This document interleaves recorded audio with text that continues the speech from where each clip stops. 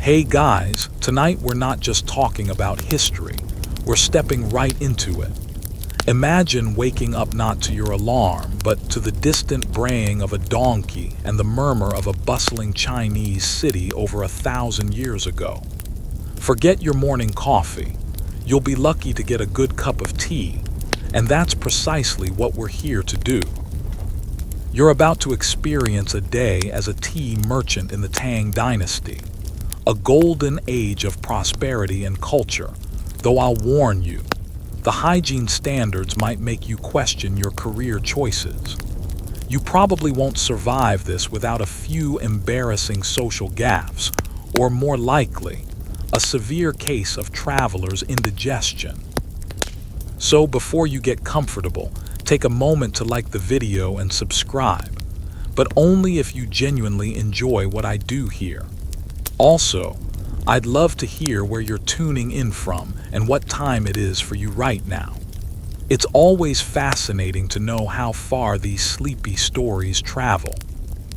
Now dim the lights, maybe turn on a fan for that soft background hum, and let's ease into tonight's journey together.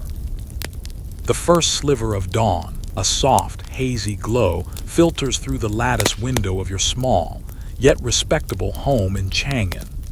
The air is cool, carrying the faint, earthy scent of damp earth and something distinctly animal, probably the oxen from the market.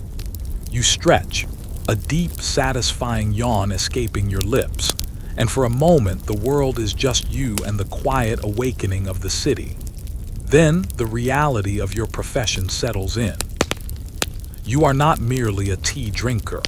You are a tea merchant, and the day, even before the sun fully clears the horizon, is already calling. Your bed, a simple wooden frame with a straw mattress, groans a little as you rise. Comfort is a luxury, especially for someone who spends their days haggling over leaves. You splash cool water from a ceramic basin onto your face, the shock momentarily chasing away the last tendrils of sleep. No fancy morning rituals here, no elaborate skincare routines. Your appearance is practical. Simple cotton robes, well worn but clean, a sturdy belt to hold your small purse, and perhaps a comfortable pair of cloth slippers. You glance around your modest room, noticing the neatly stacked scrolls of accounts, the small abacus on your desk, and the faint, lingering aroma of the last batch of tea you sampled yesterday. It's a subtle perfume, an almost imperceptible invitation to the day's work. The household is stirring. You hear the clatter of pottery from the kitchen, the low murmur of voices. Your wife, bless her industrious spirit, is already preparing the morning meal. A simple porridge, perhaps some pickled vegetables, and of course, a small, strong bowl of tea. It's not the refined tea you sell to the gentry, but a coarser, more robust brew, designed to wake you up and prepare you for the rigors of the day. As you sip it, you consider the market. Today is a good day for business. The weather promises to be fair, and a new caravan from the south, laden with fresh harvests, is expected to arrive at the city gates. This means competition, yes, but also opportunity. The early bird, as they say, gets the finest tea leaves. You mentally review your inventory. Your small storeroom, a cool, dry space off the main courtyard, holds various grades of tea. There's the dark, earthy pu'er, aged and prized for its depth of flavor. Then there's the delicate, fragrant green tea, carefully processed and highly sought after by the scholarly class. And of course, the more common, everyday varieties that form the bulk of your sales to the average citizen. Each type requires a different approach, a different clientele, and a different price point. It's a delicate balance, this art of tea commerce, almost as intricate as the tea ceremony itself. Historians still argue whether the concept of terroir, the idea that a region's climate, soil, and topography affect the taste of its tea, was truly understood and appreciated by merchants like you during the Tang Dynasty, or if it was more about the processing and storage. My bet, You probably knew a good leaf when you tasted one, regardless of the fancy terminology. As you finish your breakfast, you hear the distant sounds of Chang'an truly coming alive. The rhythmic cries of street vendors, the clatter of carts on the cobblestones, the occasional laughter of children. It's a symphony of urban life, a constant reminder of the vibrant energy that pulses through this magnificent city. Chang'an, at its peak, was the largest city in the world, a true cosmopolitan hub with a population of over 1 million people. Imagine the foot traffic. Imagine the smells. You probably wouldn't have had much trouble selling your wares just by standing outside your front door. A little bit of marketing, a well-placed joke about your competitor's stale leaves, and you'd be set. You chuckle to yourself. Being a tea merchant in Chang'an must have been like being a barista in a city full of coffee addicts, but with more silk and fewer ironic mustaches. Your mind turns to your first tasks of the day. You need to visit the tea market, located near the West Market, to inspect the new arrivals. This is where the real work begins. The endless rounds of sampling, the shrewd negotiations, the subtle dance of supply and demand. You'll need to trust your senses, your experience, and a little bit of your gut feeling. A good tea merchant knows the difference between a truly fine tea and a cleverly disguised imitation. One false step, one bad purchase, and your reputation, along with your profits, could suffer. You also plan to visit a few of your regular customers.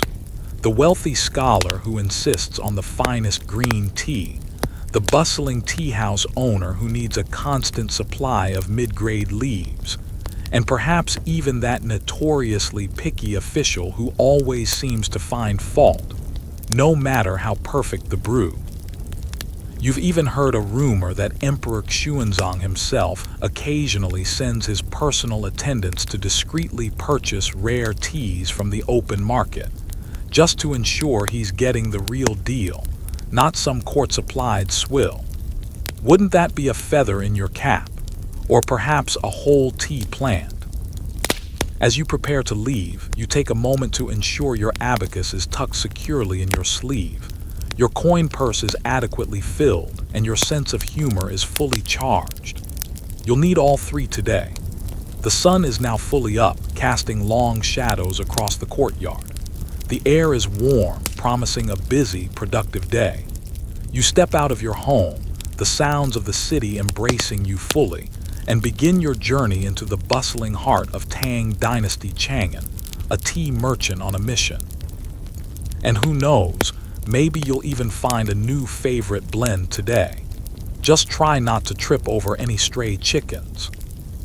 Stepping out of your gate, the morning air hits you with a cacophony of sounds and a medley of smells. The narrow street outside your home, usually quiet in the pre-dawn hours, is now a bustling artery of life. Hawkers' cries pierce the air, fresh steamed buns, hot, sweet tofu. Each call a rhythmic chant designed to attract attention. The clatter of wooden wheels on the packed earth street, the distant clang of a blacksmith's hammer, the incessant chatter of neighbors already engaged in their daily routines. It all blends into a vibrant symphony that is distinctly Chang'an. You navigate around a group of children chasing a stray dog, narrowly avoiding a collision with a water carrier whose bamboo poles creak under the weight of his brimming buckets. You offer a polite nod, a small apology, and move on. The smells are just as diverse as the sounds. The tantalizing aroma of freshly baked bread mingles with the pungent scent of fermenting grains from a nearby brewery. There's the earthy smell of unpaved roads, occasionally punctuated by the distinct, less pleasant odor of animal waste. But beneath it all, if you sniff carefully, you can detect the faint, sweet perfume of incense burning in family shrines, a subtle reminder of the spiritual life that underpins this vibrant city. You draw a deep breath, steeling yourself for the sensory overload of the market. It's a world away from the quiet contemplation of a tea ceremony, but just as essential to your livelihood. Your walk to the West Market takes you through a labyrinth of winding streets and narrow alleyways. You pass by small workshops where artisans are already at work, a potter shaping clay on his wheel, a silk weaver meticulously working her loom, the rhythmic thump of a fuller's bat against cloth. Each storefront is open, displaying its wares, inviting passers-by to stop and browse. You see merchants laying out their goods on mats, baskets of fresh fruit, piles of brightly colored textiles, intricately carved wooden figurines. It's a feast for the eyes, a kaleidoscope of colors and textures that speaks to the incredible craftsmanship of the Tang people. You even spot a storyteller, already gathering a small crowd, his voice rising and falling in dramatic cadences as he spins a tale. Sometimes, you wish you had the luxury to stop and listen, but today, tea calls. As you near the market district, the crowd thickens and the energy intensifies. The cries of the hawkers grow louder, more insistent. You find yourself jostling shoulder to shoulder with farmers bringing in their produce, porters burdened with heavy loads, and other merchants like yourself, eager to begin their day. The West Market is a sprawling, organized chaos, a testament to the Tang Dynasty's sophisticated commercial infrastructure. It's divided into various sections: grains, livestock, textiles, pottery, and of course, tea. Historians often debate whether the Tang government's strict regulations on market activity, including designated trading hours and fixed prices for certain goods, stifled or facilitated economic growth. You personally appreciate the STR. It brings a certain predictability to the otherwise unpredictable world of commerce. Plus, it means fewer impromptu brawls over who got the last bushel of millet. You make your way towards the tea section, your senses now fully attuned to the nuances of your trade. You can smell the different varieties of tea even before you see them. The grassy freshness of newly dried green tea, the deeper, more complex aroma of aged pu'er, the subtle floral notes of scented teas. You pass by other tea merchants, some familiar faces, some new. You offer a polite nod to a rival, a man whose prices are consistently too low for your liking, but whose tea, you grudgingly admit, is sometimes quite good. You even catch a whiff of what smells suspiciously like a batch of very old, slightly musty leaves being pawned off as vintage. You almost snort. Some people will try to sell anything. It reminds you of that one time you tried to sell your uncle a rare antique, only to find out it was just a chipped bowl he'd used for his chickens. He still brings it up at family gatherings. The tea section itself is a vibrant hub of activity. Baskets of dried tea leaves are stacked high, some open for inspection, others still wrapped in protective cloth. Merchants sit on low stools, their abacuses at the ready, their voices a constant drone of negotiation and calculation. You see prospective buyers carefully examining leaves, sniffing them, even crumbling a few between their fingers to assess their texture and moisture content. This is where your expertise comes into play. You don't just sell tea. You understand it, you appreciate its nuances, and you can identify quality with a discerning eye. Your first stop is at the stall of Master Li, a long-standing supplier with a reputation for honest dealings and excellent green tea. You greet him warmly, exchanging polite pleasantries about the morning and the expected caravan. Master Li, a man with a weathered face and hands stained faintly brown from years of handling tea, gestures towards a fresh batch of leaves. "Just arrived this morning," he says, his voice a low rumble. "From the mountains of Zhejiang, the finest picking." You lean in, inhaling the delicate, almost ethereal fragrance. It's a clean, crisp aroma with hints of chestnut and a subtle sweetness. You pick up a few leaves, rolling them between your fingers. They are uniformly shaped, a vibrant green, and feel dry but not brittle. This is good tea. Very good tea. You even detect a faint whisper of a specific floral note, almost like orchid, which tells you these leaves were processed with exceptional care. You resist the urge to do a little happy dance, because that would be unprofessional. But inside, your tea-loving heart is doing pirouettes. You haggle, of course. It's part of the ritual, a polite dance of offer and counteroffer. You start with a low price, perhaps commenting on the slight imperfections of one or two leaves, knowing full well they are nearly flawless. Master Li counters, extolling the virtues of the mountain air and the skilled hands that pick these leaves. You feign a moment of hesitation, stroking your chin thoughtfully. He lowers his price ever so slightly. You offer a small concession.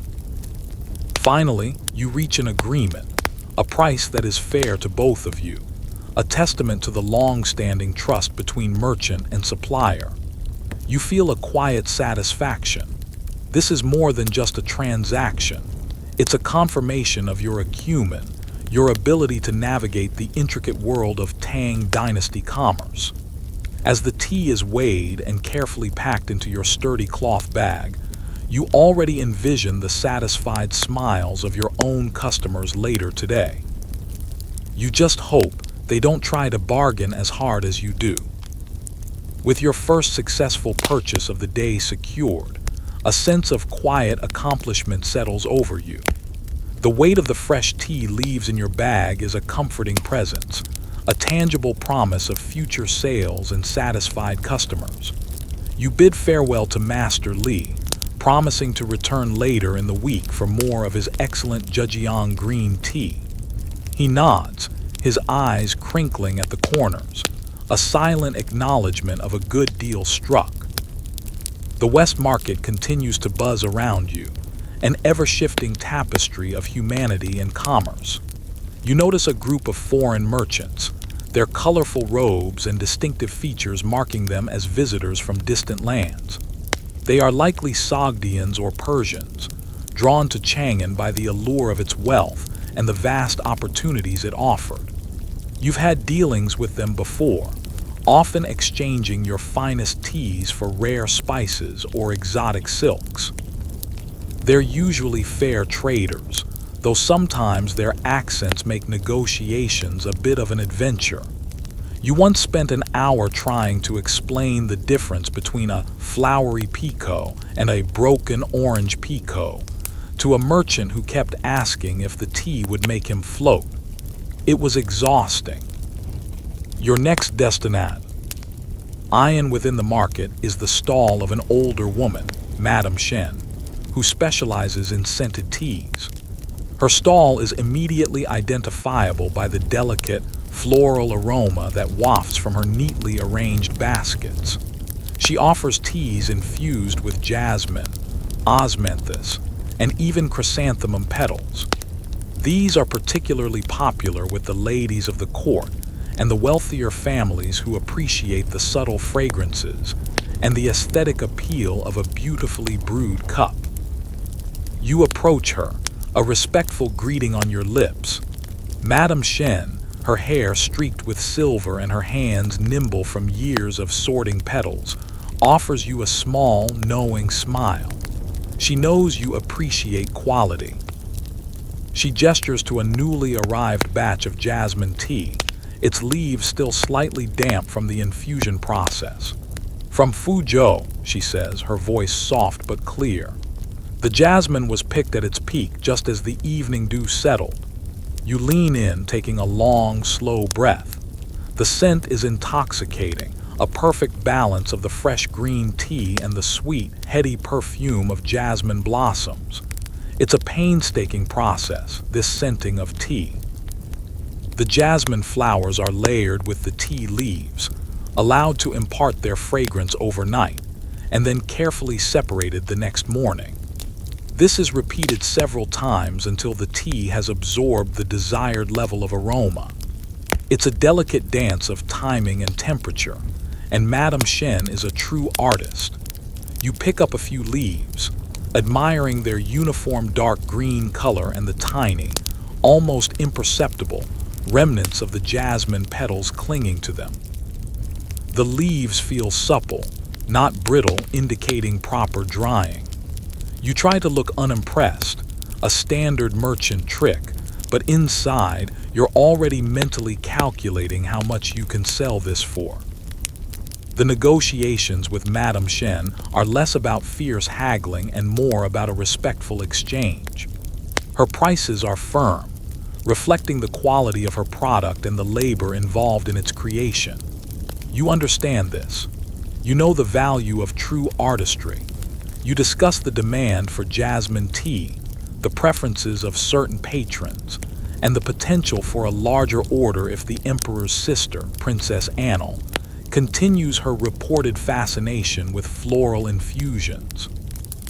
Historians still debate the extent of Princess Annal's influence at court.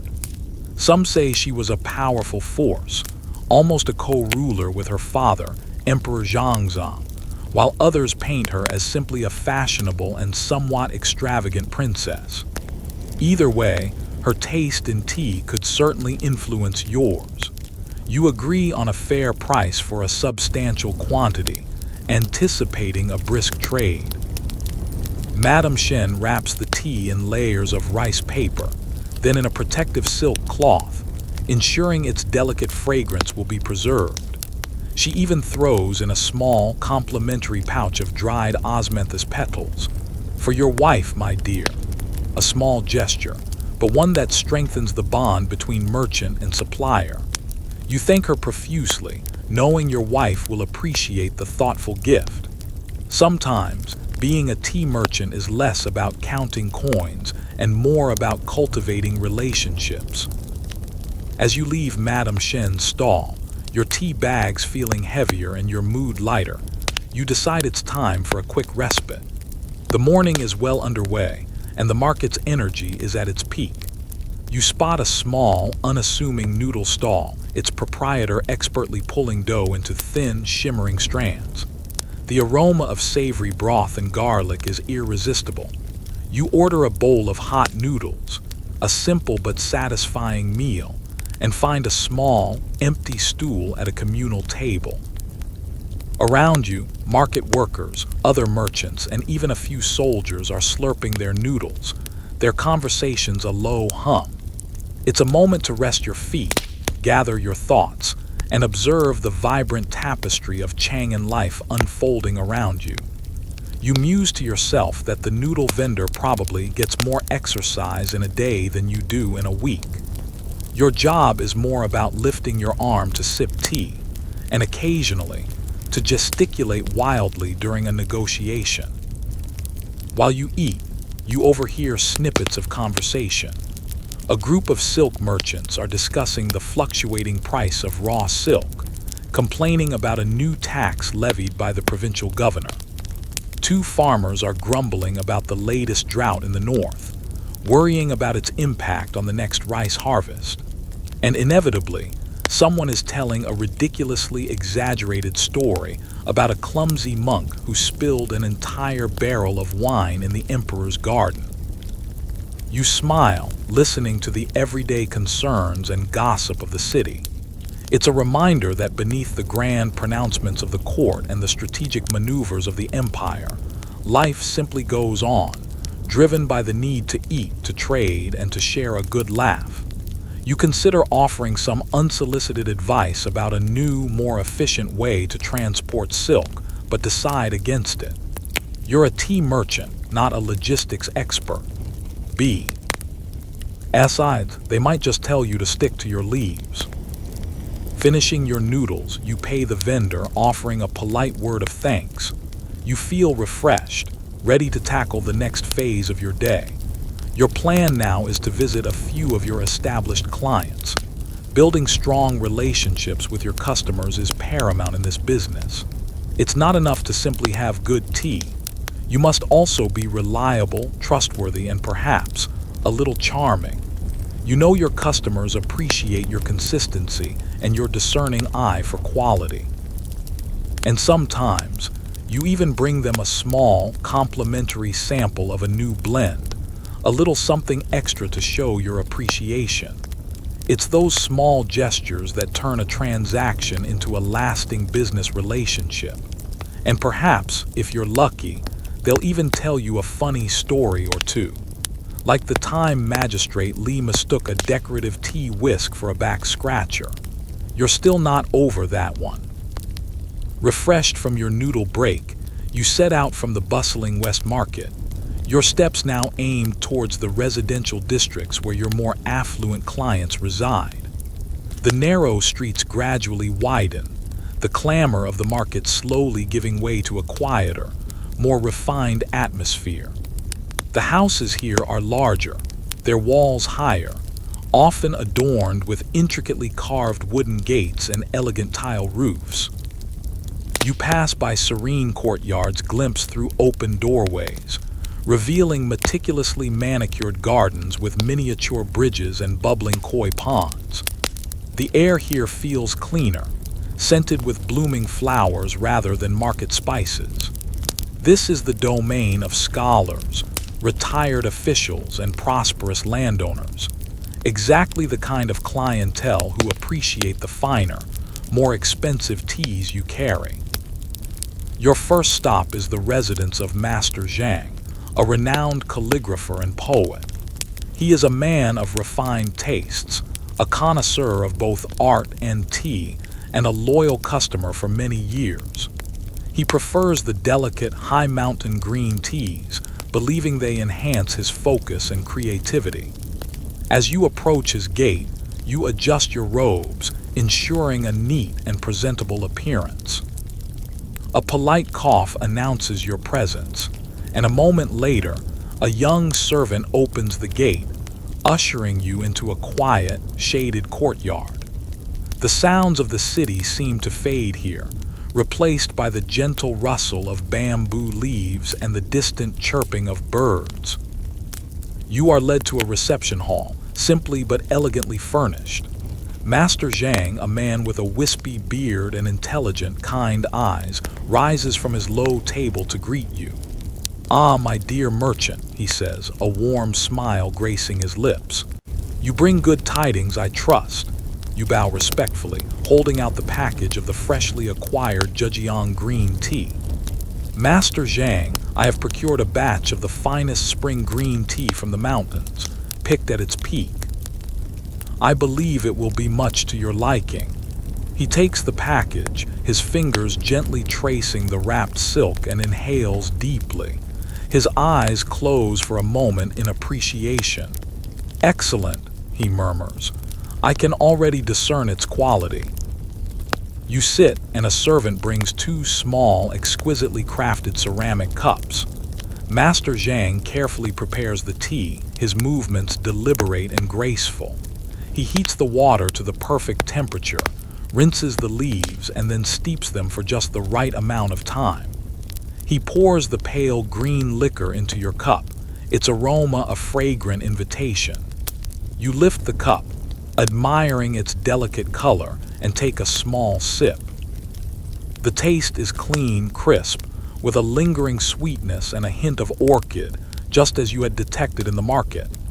"Magnificent, Master Zhang," you declare, genuinely impressed. "The essence of the mountains." He nods, a look of serene satisfaction on his face. This is not merely a transaction, it is a shared appreciation for beauty and craftsmanship. Historians often debate the exact role of the tea ceremony in Tang Dynasty society. Was it a spiritual practice, a social ritual, or simply an aesthetic pursuit? For Master Zhang, it is clearly all three, a moment of tranquil contemplation. As you sip your tea, Master Zhang inquires about the news from the market, about new arrivals and the general state of affairs. You share some of the market gossip, carefully omitting any details that might be considered uncouth. You mention the new caravan from the south and the possibility of some rare aged pu'er arriving soon. Master Zhang's eyes light up. "Ah, pu'er," he muses. A tea with history, a tea that grows with age. Do keep me informed. You assure him you will. Before you leave, you discreetly discuss the price. Master Zhang, valuing quality over economy, pays without hesitation, his payment a stack of gleaming copper cash coins. He even offers you a small, exquisitely brushed poem, a token of his appreciation for your consistently excellent tea. You humbly accept it, knowing its artistic value far outweighs any monetary gain. Times, your job feels less like sales and more like curation. You even think to yourself, I bet Master Zhang's tea kettle is fancier than my entire kitchen. Your next visit takes you to the busy establishment of Madame Li, a prominent tea house owner in a more commercial part of the district. Her tea house is renowned for its lively atmosphere, its delicious pastries, and of course, its consistently good tea. She caters to a wider clientele, merchants, scholars, even a few wandering monks. She needs a steady supply of good quality, mid-grade green and black teas, as well as a selection of scented teas for her more discerning customers. Her tea house is a bustling hub, a testament to the popularity of tea as a social beverage in the Tang Dynasty. Historians estimate that by the mid-Tang period, tea consumption was widespread across all social strata, not just the elite. It had become ingrained in daily life, almost like water, but much tastier. As you approach Madame Li's tea house, the aroma of brewing tea and sweet pastries washes over you, immediately making your stomach rumble. Inside, the tea house is a cheerful din of conversation and laughter. Waiters weave through tables, carrying steaming teapots and plates piled high with snacks. Madame Li, a robust woman with a booming laugh and an astute business mind, spots you immediately. "Ah, my favorite tea merchant," she exclaims, her voice cutting through the general hubbub. "Do you have what I need to keep these thirsty souls satisfied?" You produce your carefully selected samples, a robust black tea, perfect for everyday consumption, and a fragrant jasmine tea, ideal for her more refined patrons. Madame Li expertly sniffs and examines the leaves, her experienced eye quickly assessing their quality. She asks about the origin, the recent harvest, and any news that might impact supply. You provide her with all the information, emphasizing the freshness of the black tea and the exquisite fragrance of the jasmine. She nods, satisfied. Her negotiations are quick and to the point, focusing on volume and consistency. She needs a reliable supplier, and you, with your consistent quality and punctual deliveries, have proven to be just that. She places a substantial order and you confirm the delivery schedule. As you prepare to leave, she hands you a small bag of her freshly baked sesame cakes, a sweet token of her appreciation. "For your trouble, dear," she says with a wink. You thank her, knowing these cakes are legendary throughout Chang'an. You chuckle. Between Master Zhang's poetry and Madame Li's pastries, your job certainly has its perks. You just hope your waistline doesn't suffer too much from all these perks. With the morning sales secured and your inventory lightened, a pleasant sense of accomplishment warms you. The sun is now high, casting sharp shadows on the cobblestone streets, and the heat of the day is beginning to settle in. You decide to make your way back towards the West Market, not for more purchases, but to perhaps catch up on some of the latest gossip and see if any new faces have arrived with unique wares. Sometimes, the most valuable commodity in the market isn't tea itself, but information. Knowing what's new, what's in demand, and what your competitors are doing can be just as crucial to your success. As you navigate the familiar streets, the rhythm of the city pulses around you. You observe the countless small details that make up daily life in Chang'an. A group of scholars, their flowing robes and serious expressions indicating a deep discussion, pass by, their voices a low murmur of intellectual debate. A street performer, perhaps a juggler or an acrobat, has gathered a small crowd, their cheers and applause echoing down an alleyway. You even see a brightly colored procession, possibly a wedding or a religious festival, moving slowly through the street, accompanied by the joyful strains of flutes and drums. It's a city of constant motion, a living, breathing entity. Historians still marvel at the sheer scale and meticulous planning of Chang'an, with its grid-like layout and strict segregation of residential and commercial districts. It was an urban marvel of its time, though perhaps a bit too orderly for your liking on some days. Sometimes you just want to wander aimlessly, without hitting a perfectly straight street every 20 paces. You arrive back at the West Market, its energy still high despite the midday sun. The air is thick with 1,000 different smells, spices, cooked food, fresh produce, and always, faintly, the underlying aroma of tea. You decide to visit a fellow tea merchant, Master Wang, whose stall is located near the eastern gate of the tea section. Master Wang is a jovial man, known for his quick wit and his fondness for a good game of Go. He also happens to be a valuable source of market intelligence. He usually knows who's buying, who's selling, and who's trying to pass off last year's harvest as this sea. Asan's finest. You find Master Wang sitting on a low stool outside his stall, meticulously sorting a pile of dried tea leaves.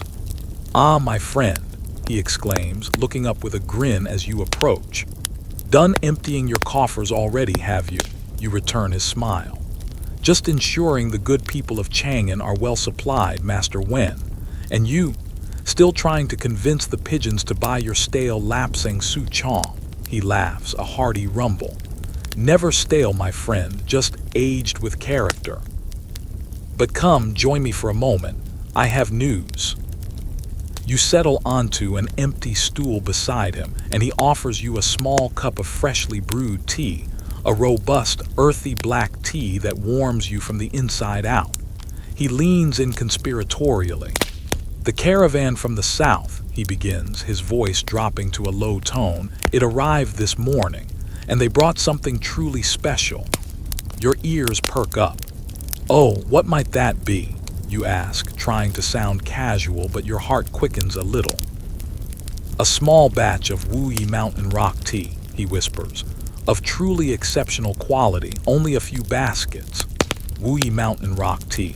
This is a highly prized tea known for its unique mineral notes and its ability to age gracefully. It's rare to find it in such fresh supply. This is excellent news. You consider your options. Should you try to acquire some now or wait until tomorrow morning?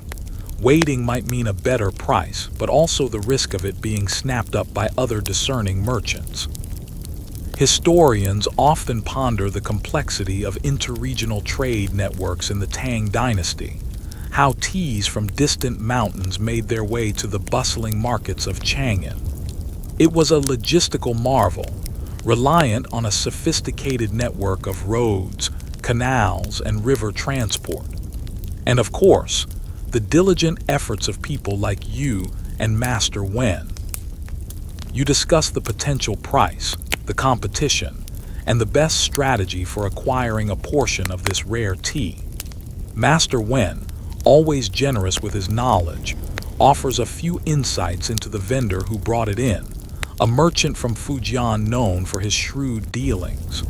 You thank him for the valuable information, already formulating your plan. This is the kind of intelligence that can give you a crucial edge in a competitive market.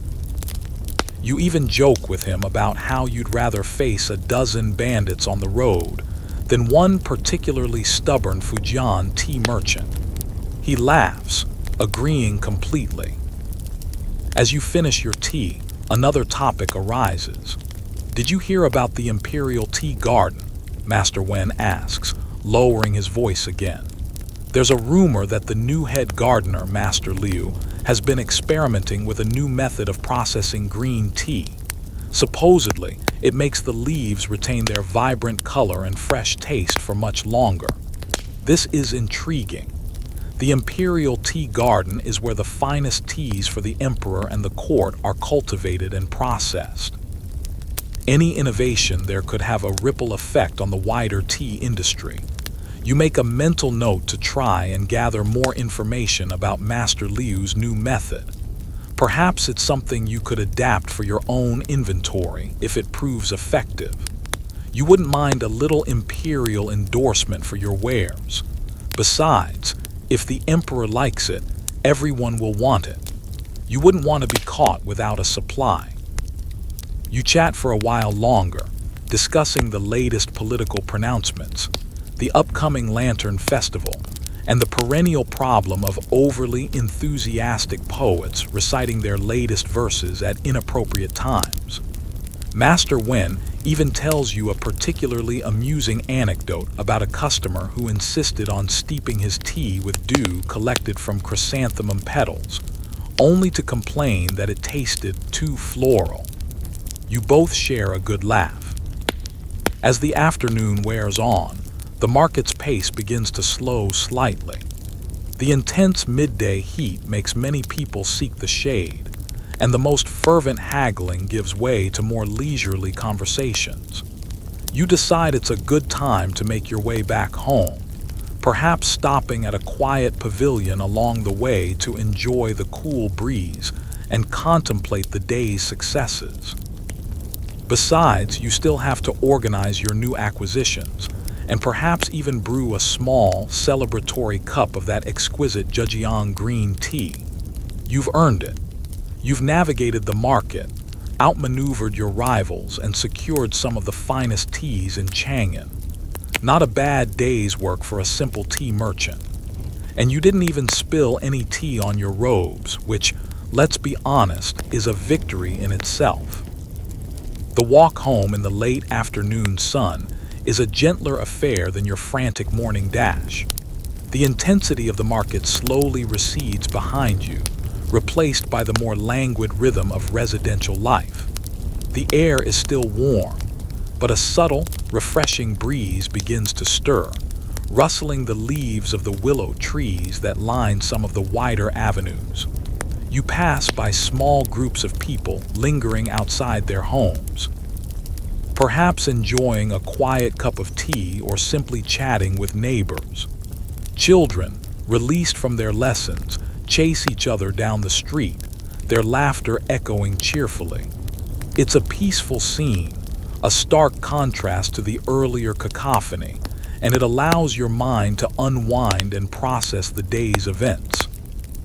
You consider the Wuyi Mountain Rock Tea Master Wen told you about. The prospect of acquiring such a rare and prized tea excites you. It would be a significant addition to your inventory, something that would set you apart from other merchants. You decide to return early tomorrow morning, before the market is fully awake, to try and secure a portion of it. The early bird, as you well know, often gets the most exquisite tea leaves. You mentally prepare your bargaining strategy, thinking about the vendor from Fujian and his reputed shrewdness.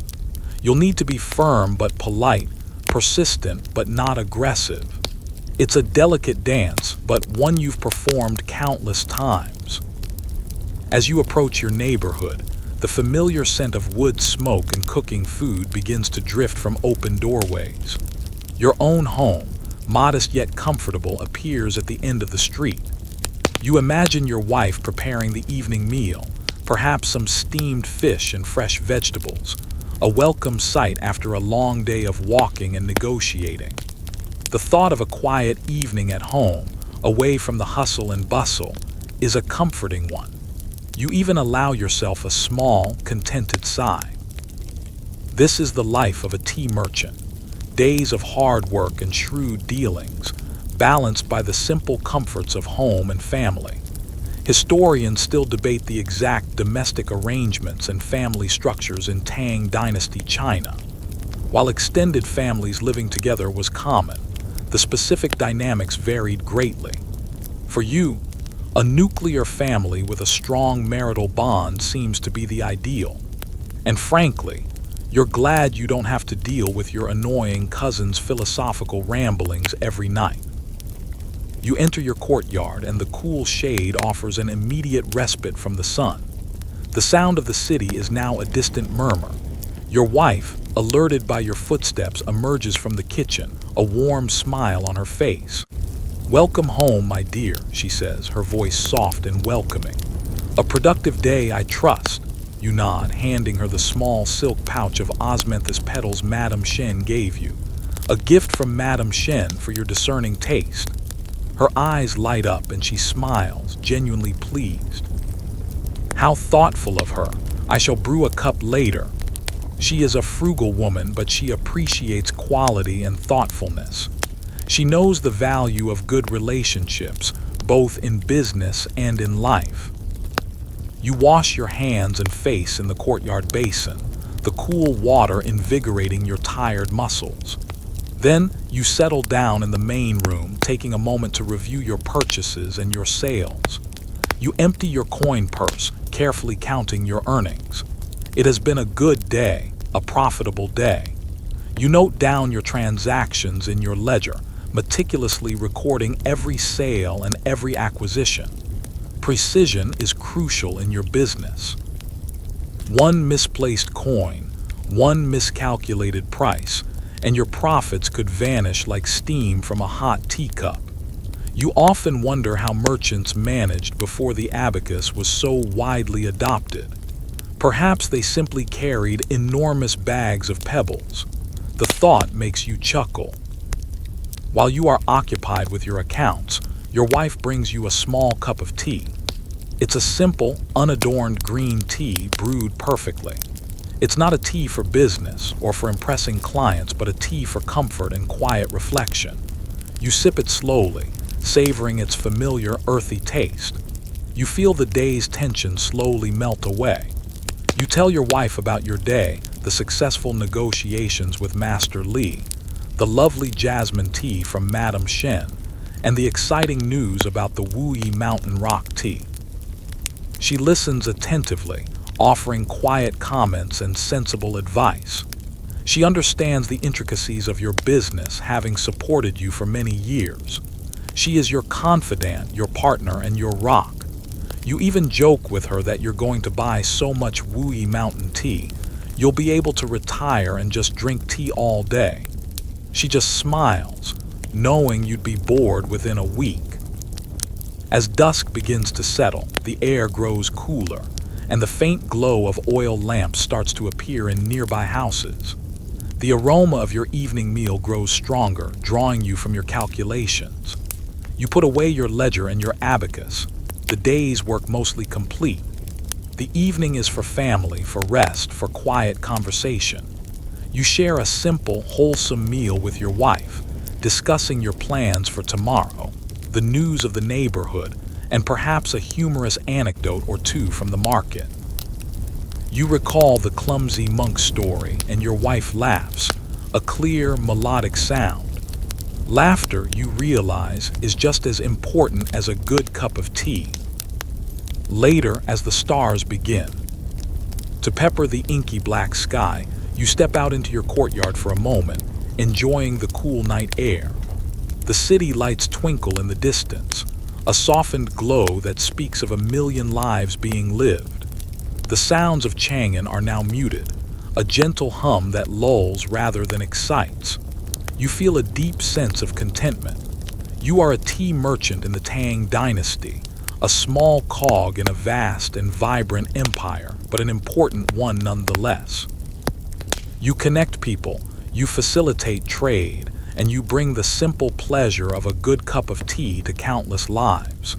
And as you prepare for sleep, you know that tomorrow will bring new challenges, new opportunities, and new teas to discover.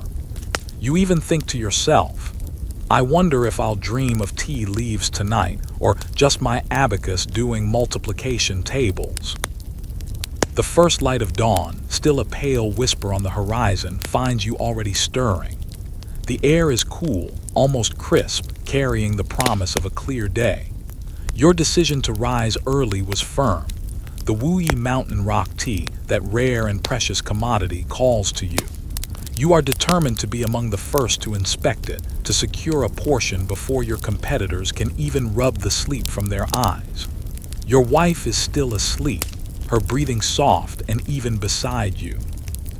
You move quietly, not wanting to disturb her peaceful slumber.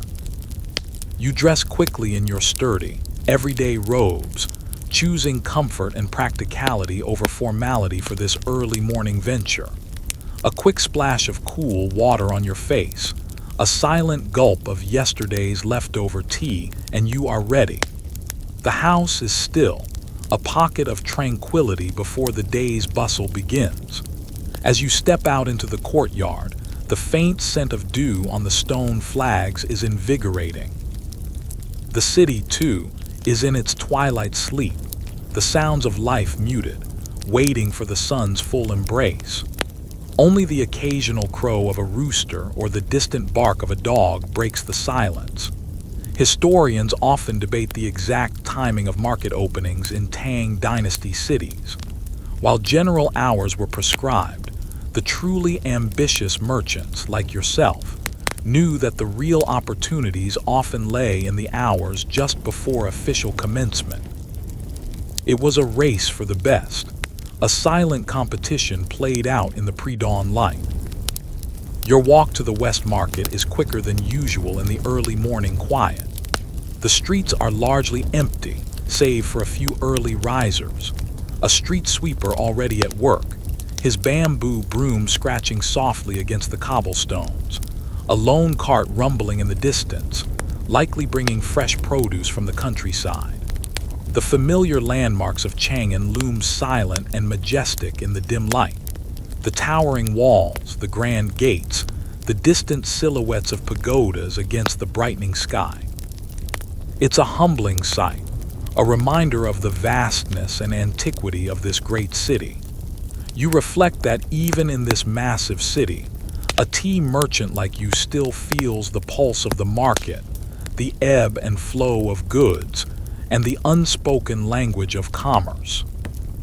As you near the West Market, you notice a few other figures hurrying in the same direction. These are likely other early bird merchants, equally eager to snatch up the best wares. A subtle thrill runs through you, the chase is on. You quicken your pace, a silent challenge issued to your unseen rivals. The gate to the market, usually thronged with people, is still relatively quiet, but the inner workings are already stirring. Guards are opening the main doors, their voices low as they exchange morning greetings. A few porters are already moving crates, their grunts echoing in the vast space. You make a direct path to the tea section, your eyes scanning for the specific vendor master when mentioned, the merchant from Fujian, known for his directness and crucially his access to rare teas. You spot him, a man with a stern expression and a neatly trimmed beard, already setting up his stall, his movements efficient and precise. Before his baskets are even fully unpacked, you are there. "Good morning, my esteemed colleague," you say, your voice polite but firm. "I hear you have brought treasures from Fujian." The Fujian merchant looks up, his eyes assessing you with a practiced gaze. He doesn't smile easily. "Treasures, you say, perhaps, or perhaps just dust and leaves. What is it you seek?" You cut to the chase. "I am interested in the Wuyi mountain rock tea. I understand you have a small quantity." He raises an eyebrow, a flicker of surprise in his eyes. Master Wen's information was accurate. "Indeed," he replies, his voice gruff. "A very small quantity, and very fine." He gestures to a tightly woven basket, still mostly covered by a heavy cloth. You examine the leaves he reveals. They are dark, tightly rolled, with a distinct reddish hue that speaks of careful oxidation and high-quality processing. You pick up a few, inhaling their aroma. It's complex, with notes of roasted nuts, minerals, and a faint, sweet undertone. This is truly exceptional tea. You know its value. You begin the negotiation, careful to avoid any overt eagerness. You inquire about the specific mountain, the vintage, the processing method. He answers curtly, providing just enough information to confirm its authenticity. You make your initial offer, deliberately conservative. He scoffs, providing a counteroffer that is, predictably, much higher. The dance begins. Historians often highlight the importance of personal relationships and trust in Tang Dynasty commerce, even amidst fierce competition. While you are strangers, the unspoken rules of polite negotiation still apply. The back and forth continues, a test of wills and a battle of wits. You point out the slightest imperfections, the difficulty of transport, the inherent risks of trade. He extols the tea's rarity, its exceptional quality, its inevitable demand among the elite. You maintain a calm, measured demeanor, never showing undue eagerness, never revealing your true maximum price. He, in turn, remains stoic, his face a mask of indifference. You even crack a small joke about how you heard the tea was picked by a celestial dragon, hoping to lighten the mood. He doesn't laugh, but a faint twitch at the corner of his mouth tells you he heard it. This is a tough one. Finally, after what feels like an age, you reach a compromise. The price is higher than you initially hoped, but still within your acceptable range, and certainly worth it for such a rare commodity. You secure a modest quantity, knowing that even this small amount will significantly enhance your reputation and attract discerning customers. As the tea is weighed and carefully packed, you feel a deep satisfaction. You have won this small, pre-dawn battle of wits. The Fujian merchant gives you a rare, almost imperceptible nod of respect. It's a silent acknowledgement of a fair fight, and a good deal for both. You've just acquired a tea that would make even the most jaded court official raise an eyebrow. You can practically hear your customers salivating, and you didn't even have to wrestle a dragon for it. With the prized Wuyi Mountain Rock tea safely secured and carefully wrapped, you feel a surge of quiet triumph. The morning is still young, and the market is only just beginning to hum with its usual intensity. You decide to spend a bit more time observing the market, gleaning any further information that might prove useful. Other merchants are now arriving in greater numbers, setting up their stalls, their voices gradually adding to the growing din. You notice a few familiar faces among them, rivals and colleagues alike, and you offer polite nods, a silent acknowledgement of your shared profession. You wander through the various sections of the West Market, not with the intention of buying, but simply to observe. You pass by stalls overflowing with vibrant silks, intricate jade carvings, and gleaming bronze mirrors. The air is thick with the aroma of freshly baked pastries from a nearby vendor, and the insistent cries of a seller hawking live poultry. It's a testament to the incredible diversity of goods that flowed through Chang'an, the heart of the Tang Empire's commerce. Historians often emphasize the Silk Road's role in connecting China with the West, but the internal trade networks were equally vital, bringing goods from every corner of the vast empire to its capital. And you, as a tea merchant, are an integral part of this intricate web. You even spot a scholar meticulously examining a scroll of ancient poetry, completely oblivious to the chaos around him. You wonder if he's a tea connoisseur too, or if he prefers something more invigorating. Like perhaps a strong cup of your most robust black tea. You notice a small gathering near the market's central square. It appears to be a storyteller, his voice animated, captivating a growing audience with a dramatic tale of heroes and mythical beasts. You can't help but be drawn in for a moment, listening to the rhythmic cadences of his voice. Storytelling, you reflect, is a powerful art, capable of transporting listeners to other worlds, much like a perfectly brewed cup of tea can transport the drinker to a state of calm contemplation. You even hear him tell a joke about a greedy minister who tried to tax the wind, and a ripple of laughter goes through the crowd. It's a nice little break from the serious business of tea. As you continue your circuit, you spot a familiar figure, Master Song, a renowned tea master who occasionally consults for the imperial court. He is known for his incredibly discerning palate and his encyclopedic knowledge of tea.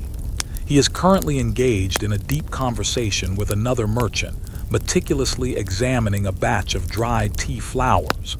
You approach him respectfully. "Master Song," you say, bowing slightly. "A pleasure to see you this fine morning." Master Song turns. His eyes, though framed by a network of fine wrinkles, are sharp and intelligent. "Ah, my young merchant," he replies, a faint smile playing on his lips. "Always eager for knowledge, I see." He gestures to the tea flowers. "This merchant claims these are the finest chrysanthemum blossoms for infusion, picked at the highest peaks. What do you think?" He extends a small handful of the dried flowers towards you. You take them, inhaling their delicate, slightly sweet fragrance. They are indeed beautiful, their petals perfectly intact, their color vibrant.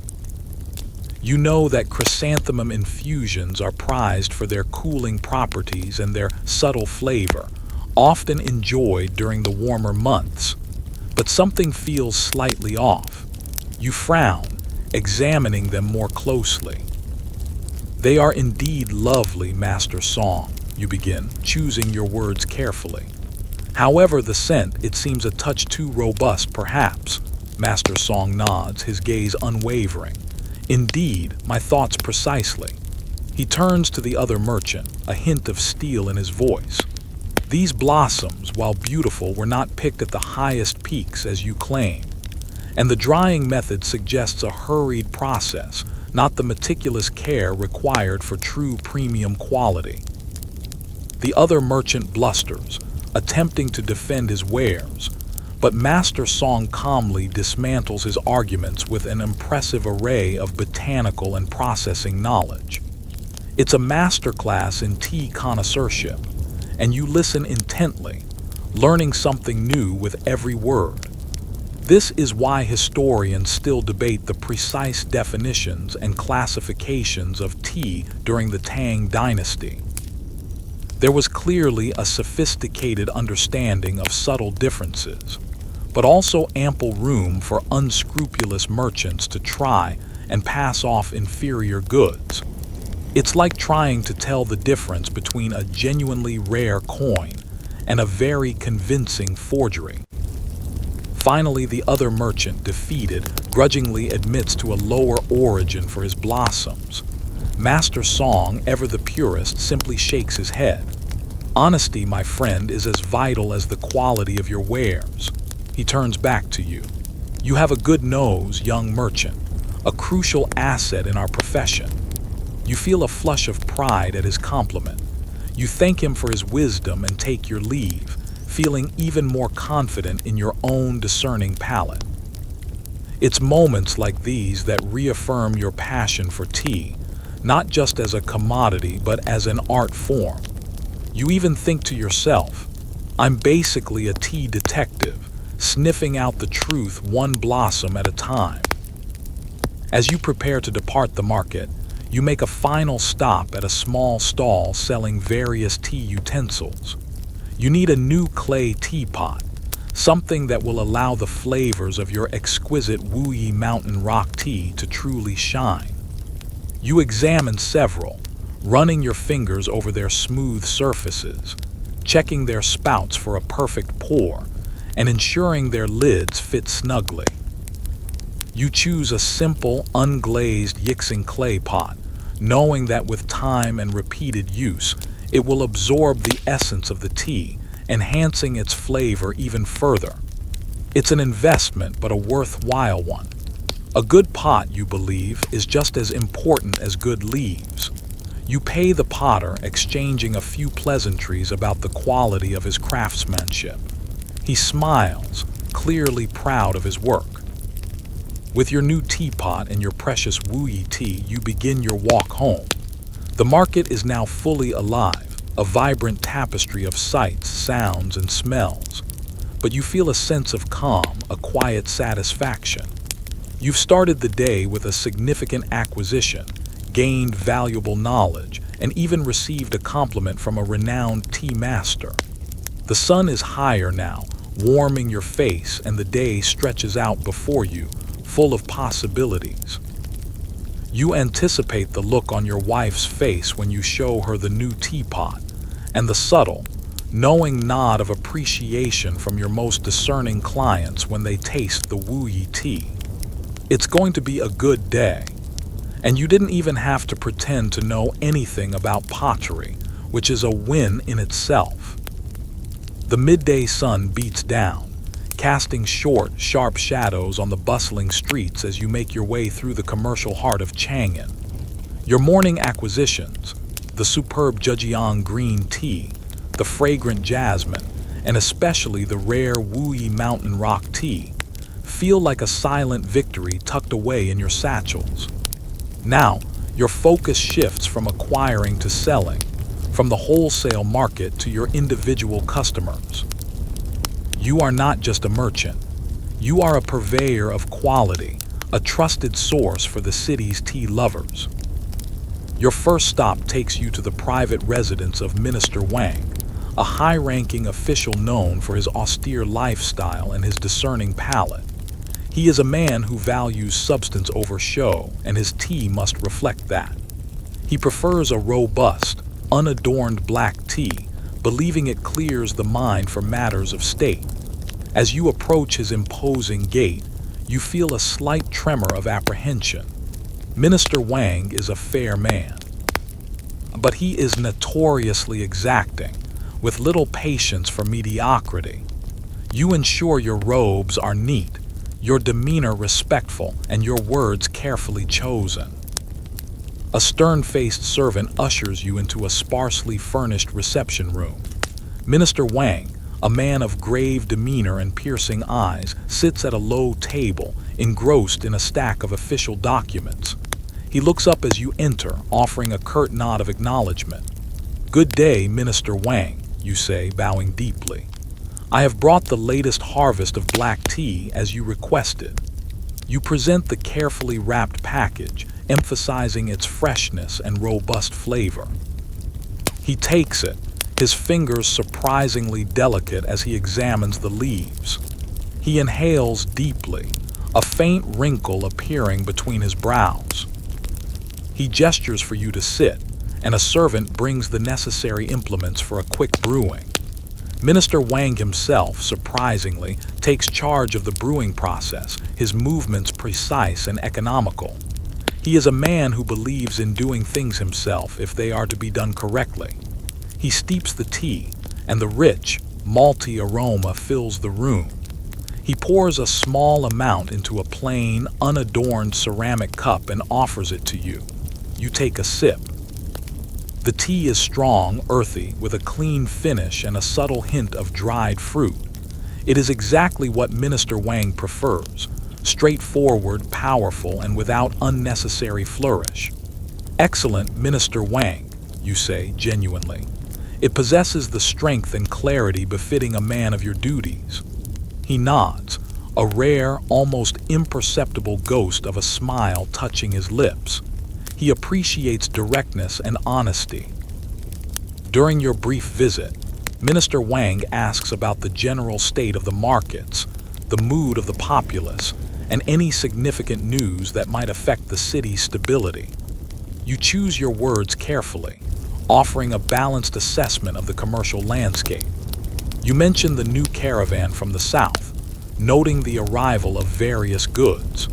You refrain from mentioning the Wu-Yi mountain tea, knowing that such a delicate commodity might not be of interest to him, and he would prefer something more practical.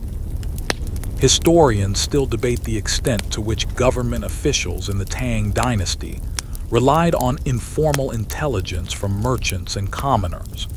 It's likely that men like Minister Wang found it valuable to gauge the pulse of the city through various channels. You even consider telling him a joke about an official who tried to sign a document with a tea whisk, but decide against it. Minister Wang probably doesn't have a sense of humor, or if he does, it's reserved for extremely dry legal precedents. The transaction is swift. Minister Wang pays you with a bag of copper coins, counted out precisely. He offers a brief, almost imperceptible nod of dismissal, and you take your leave, feeling relieved. Dealing with Minister Wang is always a high-pressure affair, but his consistent patronage is invaluable. As you step out into the bustling street again, you take a deep breath, the fresh air feeling particularly good after the intense atmosphere of the minister's study. You realize that selling tea to him is like being interrogated, but with more pleasant aromas. Your next appointment is with Lady May, a wealthy widow known for her exquisite taste in fashion and her love of scented teas. Her residence is a vibrant contrast to Minister Wang's, with colorful silk hangings, delicate paintings, and a beautiful garden filled with fragrant blossoms. Lady May herself is a vision of elegance, her silk robes flowing gracefully, her hair adorned with delicate jade pins. She greets you with a warm smile and an effusive welcome. "My dear merchant," she exclaims, her voice light and melodious. "I trust you have brought something utterly delightful for my afternoon tea." You present the jasmine tea from Madame Shen, its delicate aroma already wafting through the air. Lady May gasps in delight. "Oh my, the scent is simply divine." She takes the package, her fingers fluttering over the silk wrapping. She orders her servant to immediately prepare a pot. As the tea steeps, its floral perfume fills the room, mingling with the natural fragrance of her garden. Lady May closes her eyes, inhaling deeply. "It transports me to a sun-drenched garden, simply heavenly," she declares. You nod, smiling. This is exactly the reaction you hoped for. Lady May, unlike Minister Wang, is a woman of leisure and refined pursuits. She asks about the latest trends in tea, any new exotic blends, and gossip from the market's more fashionable sections. You tell her about the arrival of the Wuyi Mountain Rock tea, hinting at its rarity and unique flavor profile. Her eyes widen with interest. "Oh, indeed. Do bring me a sample when you have the opportunity. I adore a tea with a story." You promise to do so, knowing that Lady May's endorsement among her social circle could lead to many more sales of your premium teas.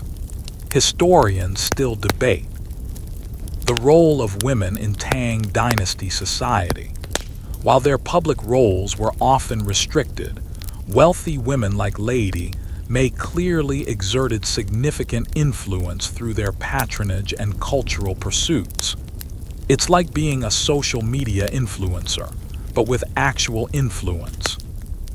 Lady May pays generously, offering a few extra coins as a mark of her satisfaction. She even insists that you stay for a small cup of the freshly brewed jasmine tea and a plate of her famously delicate mooncakes. You accept, knowing that declining would be impolite. As you sip the fragrant tea and nibble on the sweet cakes, you chat about various topics, from the latest poetry to the beauty of the spring blossoms. It's a far more relaxed atmosphere than Minister Wang's, a pleasant interlude in your busy day. You leave Lady May's residence feeling not just richer but also lighter of spirit. You reflect on the diverse range of customers you serve, from the stoic minister to the elegant lady. Each has their own preferences, their own reasons for seeking out your tea. And you, the tea merchant, must cater to them all, adapting your approach, your demeanor, and even your humor. And for a brief moment, You consider asking Lady May if she knows any eligible bachelors who appreciate a good brew, but then you remember you're married and decide against it, probably for the best. The afternoon wears on, and the city hums with a softer, more languid energy. The intense midday heat has begun to mellow, and a gentle breeze offers a welcome respite. You continue your rounds, visiting the smaller tea houses and a few more private residences, delivering the varieties of tea you've promised and cultivating the relationships that are the lifeblood of your business. Each interaction is a subtle dance of politeness, negotiation, and building trust. You are not just selling tea. You are selling reliability, knowledge, and a commitment to quality. Your next stop is a small, family-run tea house nestled in a quieter side street. The proprietor, Master Chen, is a meticulous man who prides himself on offering a wide selection of everyday teas at fair prices.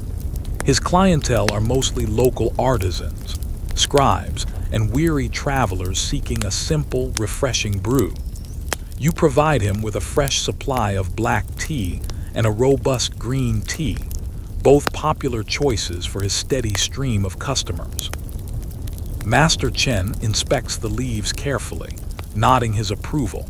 He appreciates your consistent quality and your prompt deliveries. He mentions the upcoming annual tea festival in the nearby village, a lively event where local tea growers showcase their latest harvests. You make a mental note to attend. It's always a good opportunity to discover new suppliers and perhaps even learn a new brewing technique. Historians still argue about the precise origins of the public tea house in China. While tea had been consumed for centuries, the dedicated commercial tea house, as a social gathering place, truly flourished during the Tang Dynasty, reflecting the widespread popularity of tea. It's like the ancient version of a coffee shop, but with less latte art and more philosophical debates. As you finish your business with Master Chen, a curious detail catches your eye. In a small, glass-fronted cabinet, he displays an assortment of ancient tea artifacts: a weathered ceramic tea bowl from an earlier dynasty, a beautifully preserved bamboo whisk, and a small, intricately carved wooden tea scoop. You ask him about them, and Master Chen, his eyes alight with passion, begins to tell you their stories.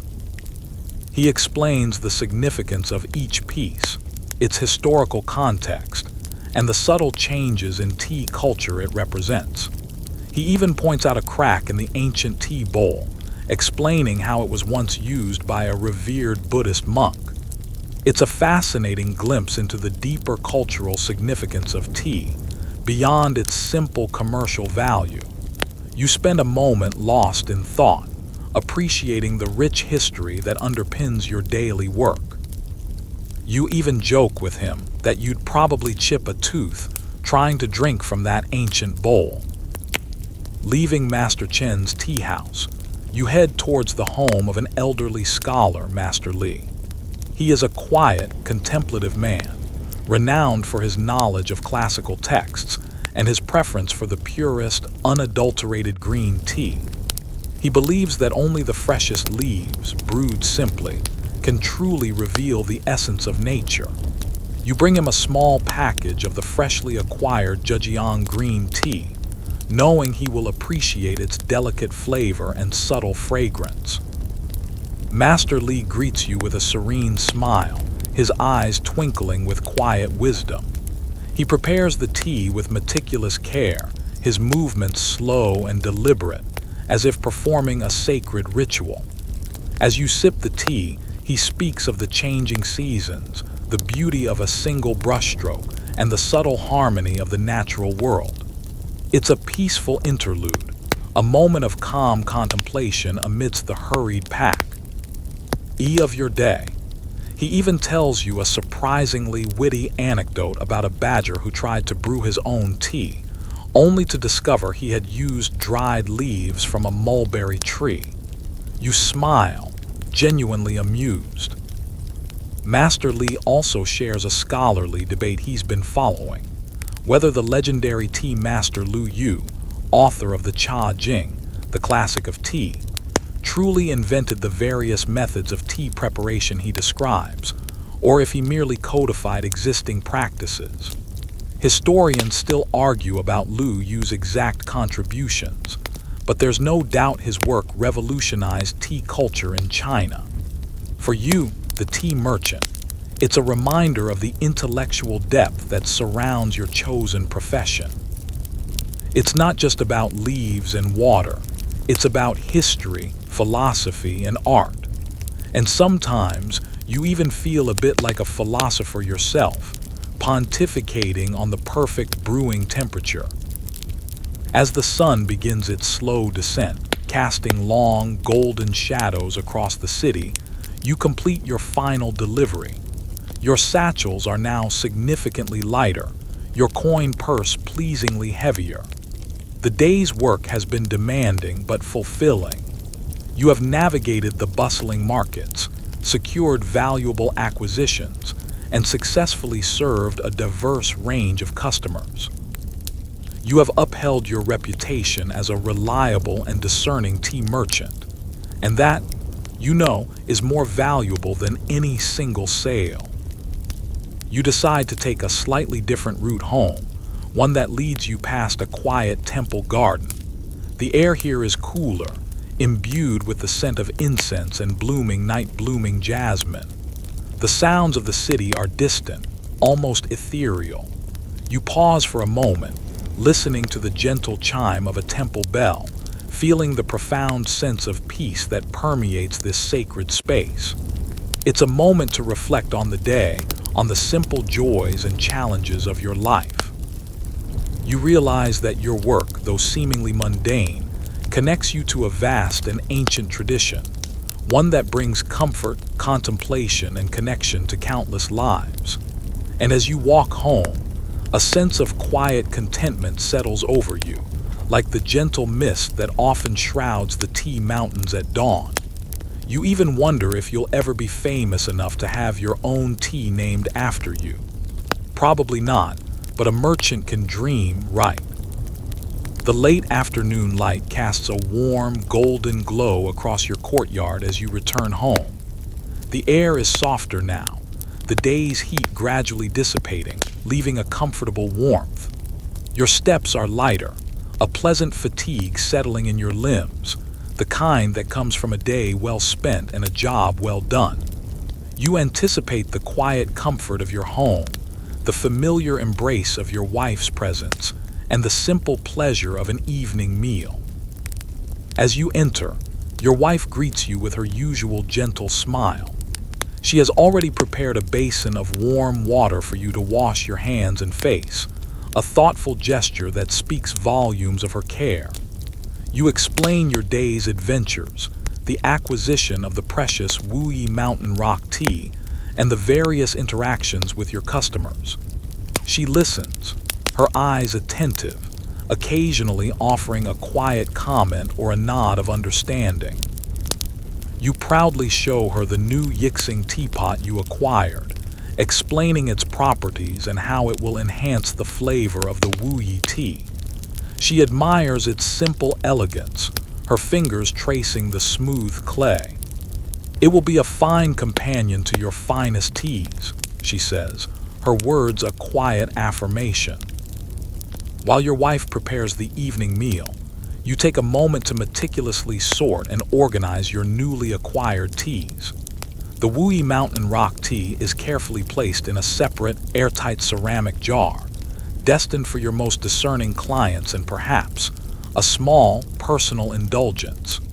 The rest of the teas are neatly arranged in their designated compartments in your storeroom, each labeled clearly.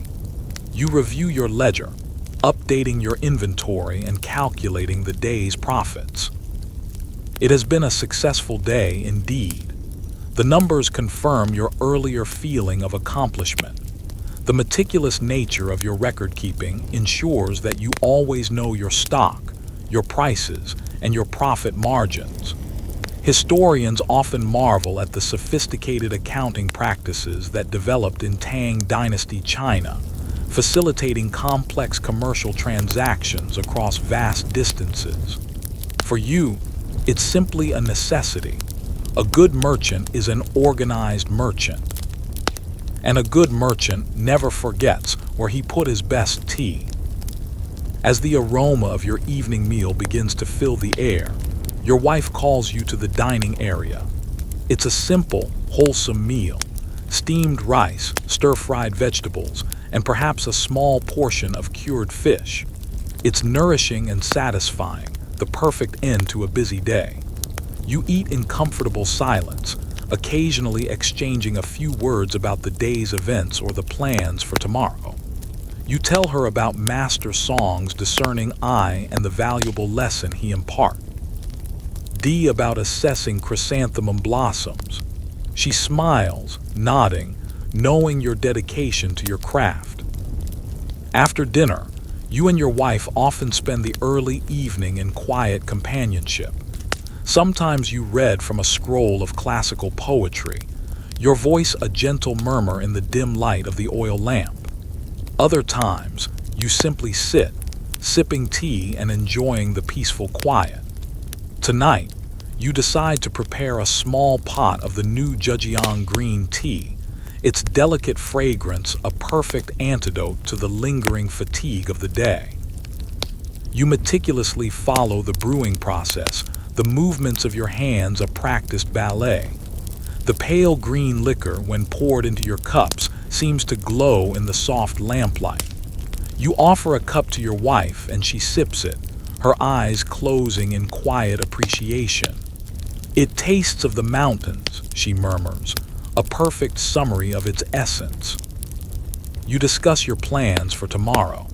You intend to devote the morning to preparing special samples of the Wuyi Mountain Rock Tea for your most important clients, particularly Lady May, who expressed such keen interest. You'll need to select the finest leaves, prepare small, elegant packets, and perhaps even write a short note extolling its virtues. You also plan to visit the textile market. While you are a tea merchant, you sometimes dabble in other goods, particularly silk, if you find a good deal. Diversification, you've learned, is a wise strategy in business. Historians still debate the extent of specialization among merchants in the Tang Dynasty. While many focused on a single commodity, others, like yourself, clearly engaged in a more diversified approach. It's like having a side hustle, but with more silk and less avocado toast. As the evening deepens, the sounds from outside your home gradually fade. The city settles into its nighttime slumber, its vibrant energy replaced by a quiet stillness. You feel a profound sense of peace, a quiet contentment with your life.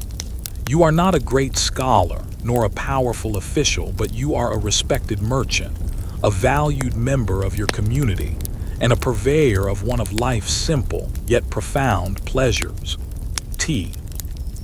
You reflect on the myriad journeys these leaves have taken to reach your hands, from the misty mountains where they were picked, through bustling markets and winding roads, finally arriving in the homes of your customers.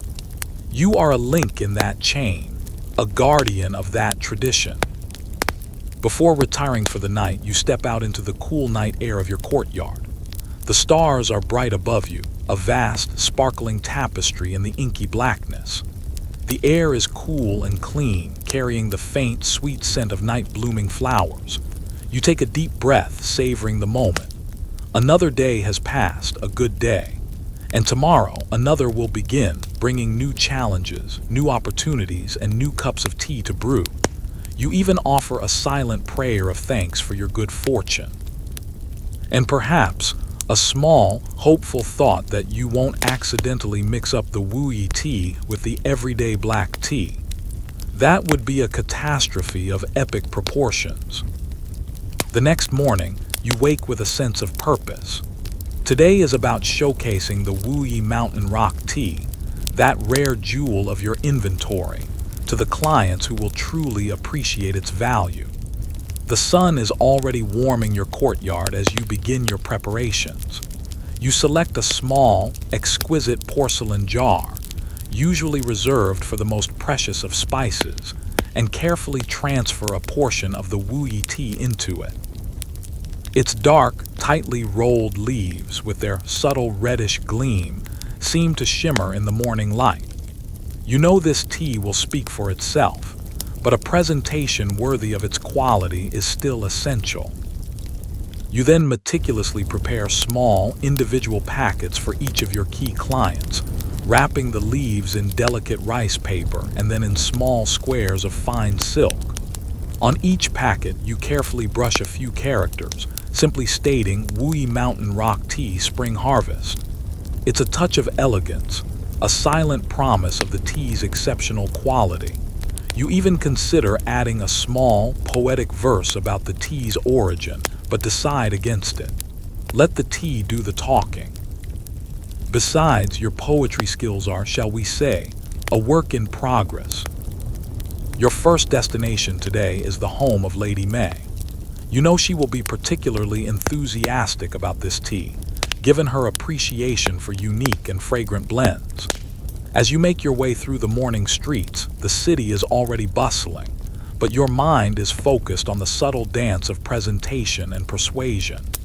You mentally rehearse your words, thinking about how to best convey the tea's distinct flavor profile, its mineral notes, its complex aroma, and its lingering aftertaste. It's not just about listing attributes, it's about evoking an experience. Historians still debate the exact nuances of marketing and branding in the Tang Dynasty, while modern advertising concepts were absent. Merchants clearly understood the power of reputation, presentation, and word of mouth. And if Lady May likes it, everyone will know about it. Upon arrival at Lady May's residence, you are once again greeted warmly by her servant. Lady May herself is in her garden admiring her blooming peonies. She turns as you approach, her eyes brightening with anticipation. "My dear merchant, you are prompt as ever. Do you bring tidings of that delightful rock tea you spoke of?" You present the small, silk-wrapped packet, its simple elegance hinting at the treasure within. Lady May takes it with a delicate touch, her fingers tracing the characters on the silk. She opens it, and a gasp of delight escapes her lips as the rich, complex aroma of the Wuyi tea fills the air. "Oh, it is simply exquisite," she exclaims. "The scent alone is a poem." She immediately instructs her servant to prepare a small pot, insisting that you join her in the garden for a tasting. As the tea steeps, its dark liquor slowly unfurls, releasing its deep, earthy fragrance. Lady May takes a sip, her eyes closing in pure enjoyment. "Remarkable," she murmurs. "It has such depth, such character. It is truly a tea for contemplation." You explain the unique growing conditions of the Wuyi Mountains, the mineral-rich soil, and the traditional processing methods that contribute to its distinctive flavor. Lady May is captivated, asking insightful questions about its origin and history. She appreciates the story behind the tea as much as its taste. Historians often highlight the Tang Dynasty's flourishing tea culture as a testament to its economic prosperity and artistic refinement. Tea was not just a beverage. It was an art form, a subject of poetry, and a symbol of status. You even consider telling her a joke about a tea leaf that tried to run away from home, but decide she's probably more interested in the actual tea. Lady May expresses her desire to purchase a significant quantity, not just for her own enjoyment, but also to share with her esteemed guests at her upcoming poetry gathering. This is excellent news. Lady May's endorsement will undoubtedly create a buzz among the city's elite, opening doors to new, high-value clients. You discreetly discuss the price, and she readily agrees, demonstrating her appreciation for its rarity and quality. As you prepare to leave, Lady May extends a personal invitation to her poetry gathering, suggesting that you might find the conversation and company quite stimulating. You are genuinely honored. This is more than just a sale. It's an elevation of your status, a recognition of your expertise. Your next stop is the residence of Master Chang, a wealthy merchant specializing in rare books and antiquities. Master Chang is a man of quiet erudition who appreciates the subtle complexities of life and values quality above all else. He is less about ostentation and more about genuine connoisseurship. He is the type of person who notices the smallest detail, the most delicate nuance. You know he will appreciate the Wu Yi tea's unique character. You present the tea with quiet confidence, allowing its presence to speak for itself. Master Chang, a man of few words, takes the packet, his eyes narrowing slightly as he inhales its aroma. He nods slowly. "Interesting," he mutters, a rare compliment from him. He then instructs his servant to prepare the tea, and you both sit in comfortable silence as the leaves steep. As you both sip the tea, Master Chang offers a rare insight. "This tea," he says, his voice a low rumble, "it carries the very essence of the mountain. It speaks of ancient rocks and whispered winds." You agree, appreciating his poetic interpretation. He asks about the specific mountain, the precise location of its growth, and the details of its harvest. You provide him with the information, highlighting the natural conditions that contribute to its unique flavor. He listens intently, his mind clearly absorbing every detail. He even tells you a surprisingly deep joke about a teacup that became enlightened. You chuckle, though you're not entirely sure you understood it. Master Cheng purchases a substantial quantity, not for immediate consumption, but for his personal collection, to be aged and savored over time. He sees it as an investment, a precious commodity that will only grow in value and complexity with age. This is the mark of a true connoisseur. Historians still debate the extent of tea aging practices in the Tang Dynasty, particularly for types like pu'er and certain oolongs. While some evidence suggests it was happening, it may not have been as widespread or systematized as in later dynasties. For Master Cheng, it's clearly an art. As you leave Master Cheng's quiet study, you feel a profound sense of satisfaction. You have successfully introduced your finest tea to two very different, yet equally discerning, clients. The Wuyi Mountain Rock tea has made its mark, and its reputation will now spread through the most influential circles of Chang'an. The sun is still high, but a gentle breeze hints at the approaching evening. You anticipate a quiet dinner with your wife, and perhaps a small, celebratory cup of your very own Wuyi Mountain Rock tea. You've certainly earned it, and you didn't even have to write a poem to sell it, which is a blessing for everyone involved. As the afternoon progresses, a sense of lightness and accomplishment accompanies your steps. The successful showcasing of the Wuyi Mountain Rock tea has not only boosted your confidence, but has also brought a renewed energy to your work. The sun, now beginning its slow descent, casts long, soft shadows across the thoroughfares of Chang'an, painting the city in hues of gold and amber. The air is still warm, but a subtle coolness begins to creep in, a welcome promise of the evening. Your next stop is a visit to a more eclectic clientele, a small, bustling inn known for catering to traveling merchants and foreign dignitaries. The innkeeper, Master Wang, is a shrewd businessman with a keen eye for good value. He needs reliable, flavorful teas that appeal to a diverse range of palates, often serving as a comforting brew for weary travelers. You bring him a selection of your robust black teas and a fragrant, yet not overly expensive, osmanthus-scented green tea. Master Wang inspects the leaves with a practiced eye, sniffing them deeply.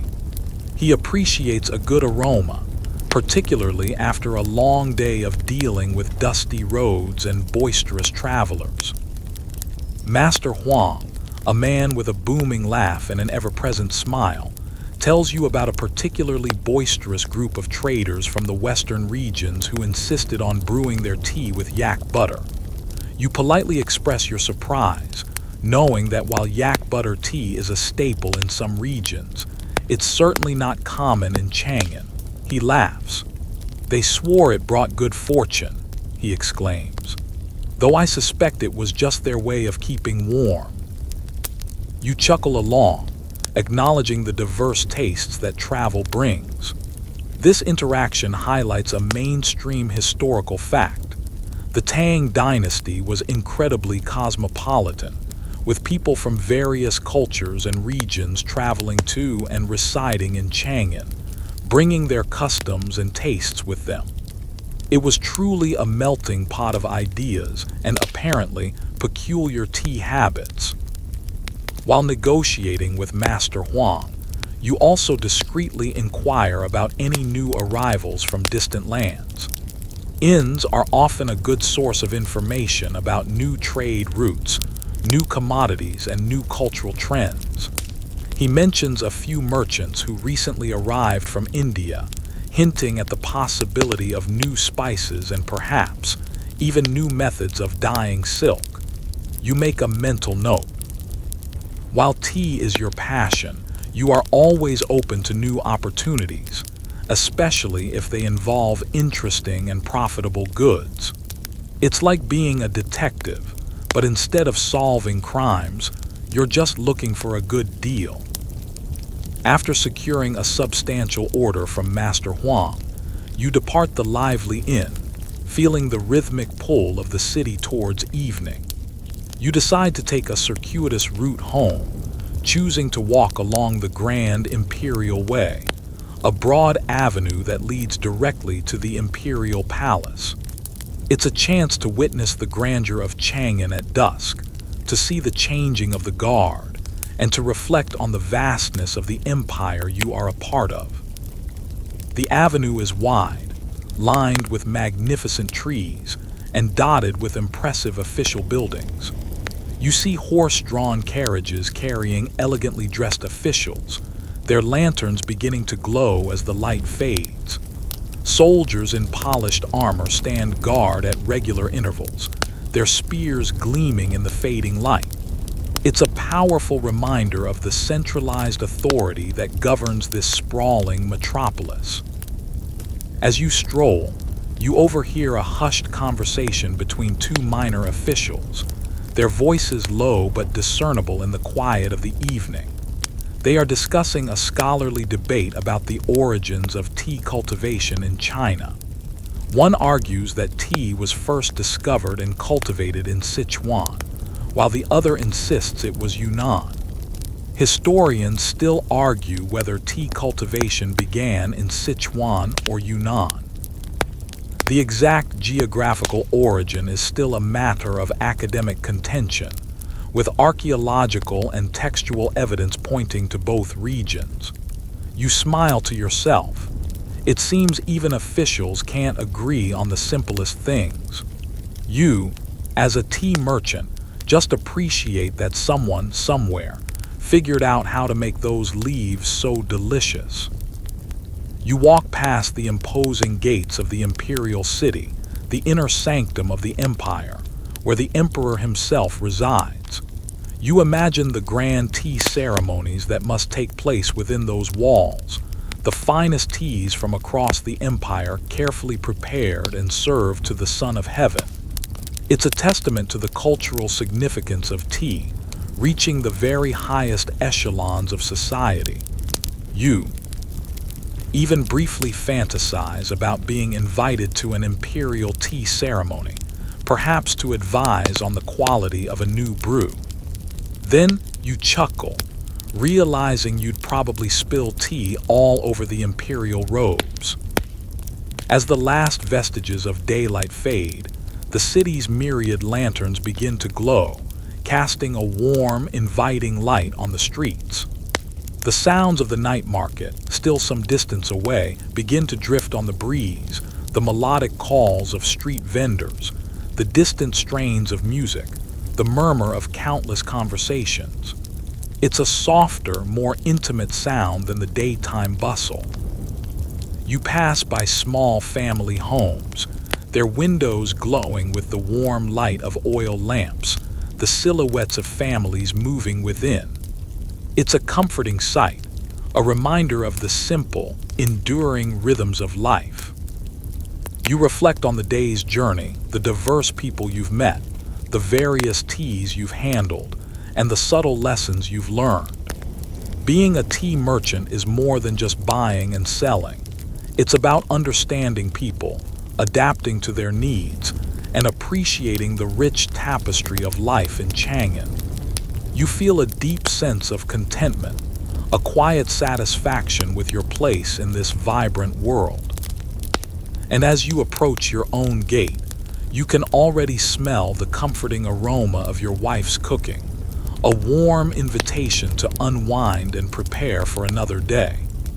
You're pretty sure your wife's cooking is more comforting than yak butter tea, anyway.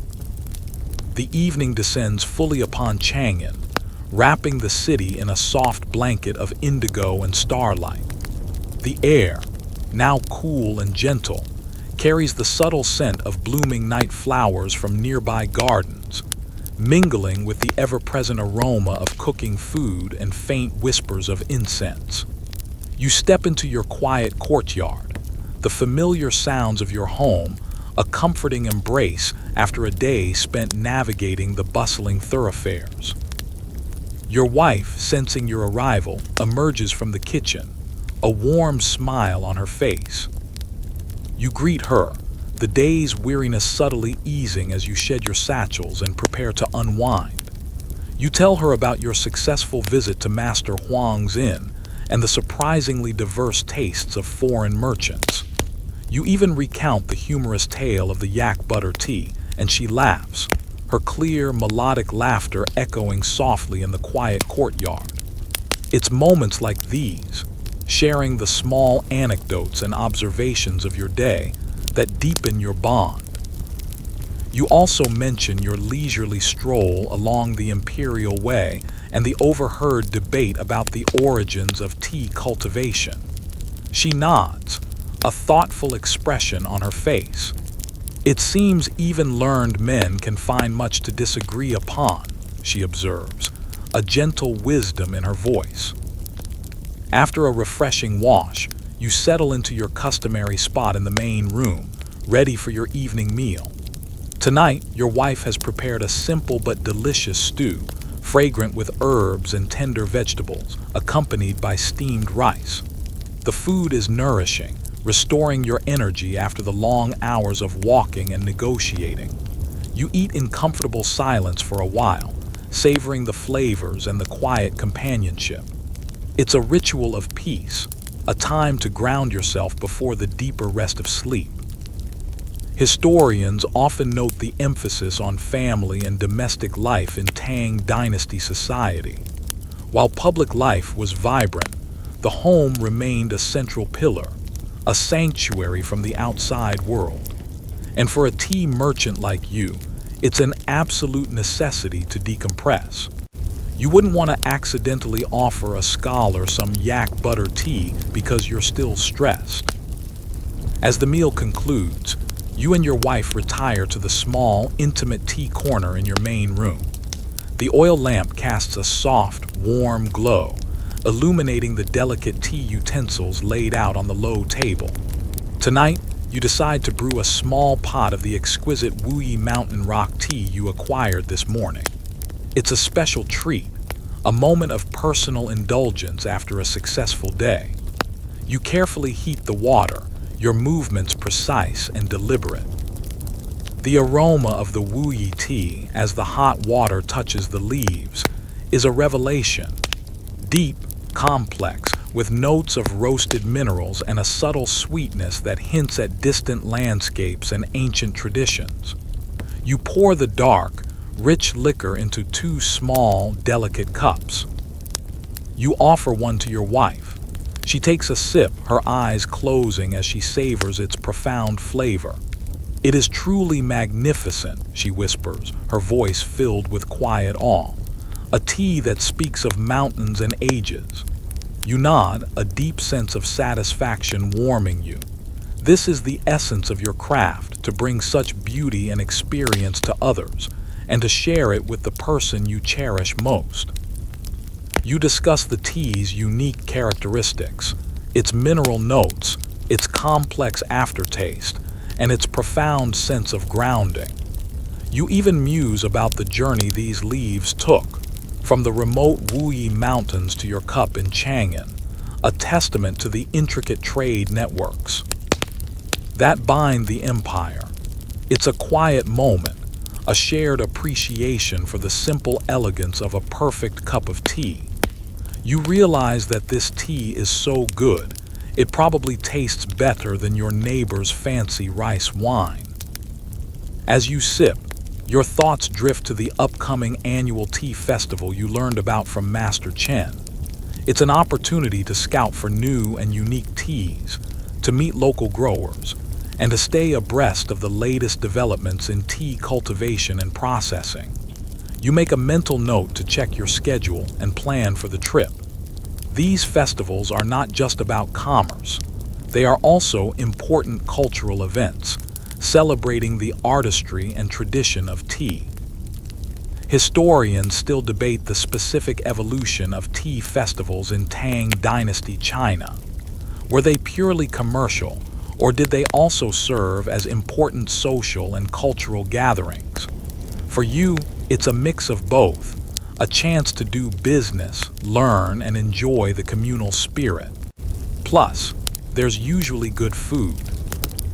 You also consider the various scholarly debates you've encountered recently. The origins of tea cultivation, the role of Lu Yu, the influence of Princess Anne. It's fascinating to realize that even in this ancient world, there are still so many unanswered questions, so many historical puzzles that scholars continue to unravel. It reminds you that history is not a static thing, but a living, breathing subject, constantly being reinterpreted and re-examined. And you, as a small part of that history, are experiencing it firsthand. You even think to yourself, I bet future historians will debate whether or not I spilled my tea on an imperial document. As the evening deepens, a peaceful quiet settles over your home. The oil lamp flickers softly, casting dancing shadows on the walls. The distant sounds of the night market are now a gentle hum, a comforting lullaby. You feel a profound sense of contentment, a quiet gratitude for your life as a tea merchant in the Tang Dynasty. You are part of a rich tradition, a living link in the chain of tea culture. You bring joy and comfort to others through your trade, and you find deep satisfaction in the simple, yet profound beauty of a perfectly brewed cup.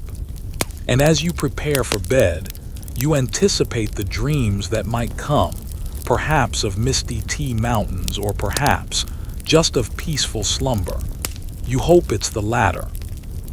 The morning light, still soft and diffused, awakens you gently. Today your focus shifts slightly. While the pursuit of exquisite teas and their profitable sale remains paramount, you also dedicate a part of your time to the less glamorous but equally essential aspects of your business: inventory management, quality control, and the ongoing maintenance of your reputation. A merchant, you know, is only as good as his last cup of tea. You spend the early hours in your storeroom, meticulously inspecting your current stock. You check the ceramic jars for proper sealing, ensuring that no moisture or unwanted odors have permeated the precious leaves. You carefully examine each type of tea: the robust black teas, the delicate green teas, the fragrant scented varieties, looking for any signs of degradation or pest infestation. Your nose is your primary tool here, detecting the faintest hint of staleness or an undesirable aroma. You carefully rotate your stock, ensuring that older batches are sold first, maintaining the freshness and quality that your customers expect. It's a painstaking process, but a necessary one. Historians note the challenges of food preservation and storage in ancient times. Without modern refrigeration, merchants relied on meticulous care, proper packaging, and swift turnover to maintain the quality of their goods. You, for instance, probably check for mold more often than you check your reflection. As you work, you recall a peculiar tidbit you once heard from an old tea farmer, that if you sing to your tea leaves while they dry, they will absorb the joy and offer a sweeter brew. You chuckle to yourself. While you appreciate a good folk tale, you stick to more scientific methods for quality control. Still, the thought makes you smile. You even hum a little tune as you sort, just in case. Couldn't hurt, right? Later in the morning, you decide to visit a local craftsman who specializes in tea-related ceramics. You need to replenish your stock of small, sturdy tea bowls for the everyday sales you make to less affluent customers. While your premium teas go into delicate porcelain, your more common varieties require durable, yet still attractive vessels. The potter's workshop is a bustling place, filled with the rhythmic thud of the potter's wheel and the earthy scent of wet clay. The craftsman, Master Wei, is a burly man with hands perpetually stained with clay, but a gentle demeanor. You discuss your needs with him, specifying the size, shape, and desired glaze for the bowls. You admire his artistry, noting the subtle variations in each piece, the unique charm. Actor that comes from handcrafting. Master Wei shows you a new batch of bowls, fired just yesterday, their glaze a rich, earthy brown. You inspect them, running your fingers over their smooth surfaces, checking for imperfections. They are sturdy, well-fired, and possess a pleasing weight.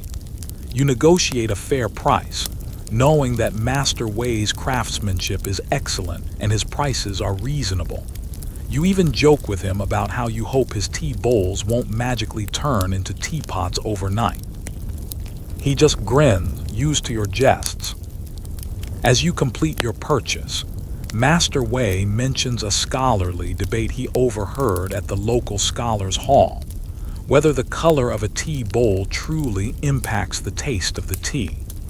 Some argued that darker glazes enhanced the visual appeal of lighter teas, while others insisted that lighter glazes allowed the true color of the tea to be appreciated. Historians still discuss the aesthetics of tea ware in the Tang Dynasty, particularly the emphasis on natural, earthy tones and simple forms that allowed the beauty of the tea itself to shine through. You, personally, believe a good tea tastes good no matter what bowl it's in, but you understand the appeal of aesthetics. It's like arguing whether a delicious meal tastes better on a fancy plate. The answer is yes, sometimes. In the afternoon, you dedicate your time to researching potential new tea-growing regions. You consult ancient maps, scrolls detailing agricultural practices, and even old merchant logs that might offer clues to undiscovered sources of quality tea. You are always looking for an edge, a new supplier who might offer a unique blend or a more competitive price. You are particularly interested in the remote mountain regions of the South, known for their misty climates and fertile soil, ideal conditions for tea cultivation. It's a long and tedious process, but the potential rewards are immense. The discovery of a new, high-quality tea source could revolutionize your business. You imagine yourself embarking on an adventurous journey to find a hidden tea garden, perhaps even stumbling upon a legendary tea plant guarded by mythical beasts. Then you remember you're a tea merchant, not an adventurer. Still, a man can dream. You also spend time refining your knowledge of tea lore and history. You read from your copy of Lu Yu's Cha Jing, absorbing its wisdom on cultivation, processing, and brewing. You learn about the various types of water that enhance the taste of tea, the proper techniques for roasting and grinding the leaves, and the subtle art of tea tasting. It's a constant process of learning and refinement, a testament to your dedication to your craft. You believe that true expertise comes from a deep understanding of your product, both its practical and its cultural aspects. You even try to memorize a few obscure tea facts, just in case you ever run into a particularly pedantic scholar at a party. You know, for when the conversation inevitably turns to the optimal temperature for steeping unfermented green tea leaves from the seventh pick of the spring harvest. As the sun begins to dip below the horizon, casting long, purple shadows across the city, you reflect on your day. It hasn't been a day of grand sales or thrilling acquisitions, but it has been a day of diligent work, of maintaining standards, and of deepening your knowledge. These are the unsung, yet vital, aspects of being a successful tea merchant. You feel a quiet satisfaction, knowing that you are building a strong foundation for future prosperity. You even imagine your ancestors nodding approvingly from beyond.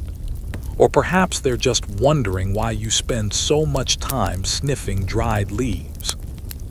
The following morning brings a gentle rain, a soft patter on your tile roof, and a refreshing coolness to the air. While it might deter some from venturing out, for a tea merchant, a rainy day can be a blessing in disguise. It often means fewer crowds at the market, allowing for more leisurely inspections and perhaps a chance to find unexpected treasures.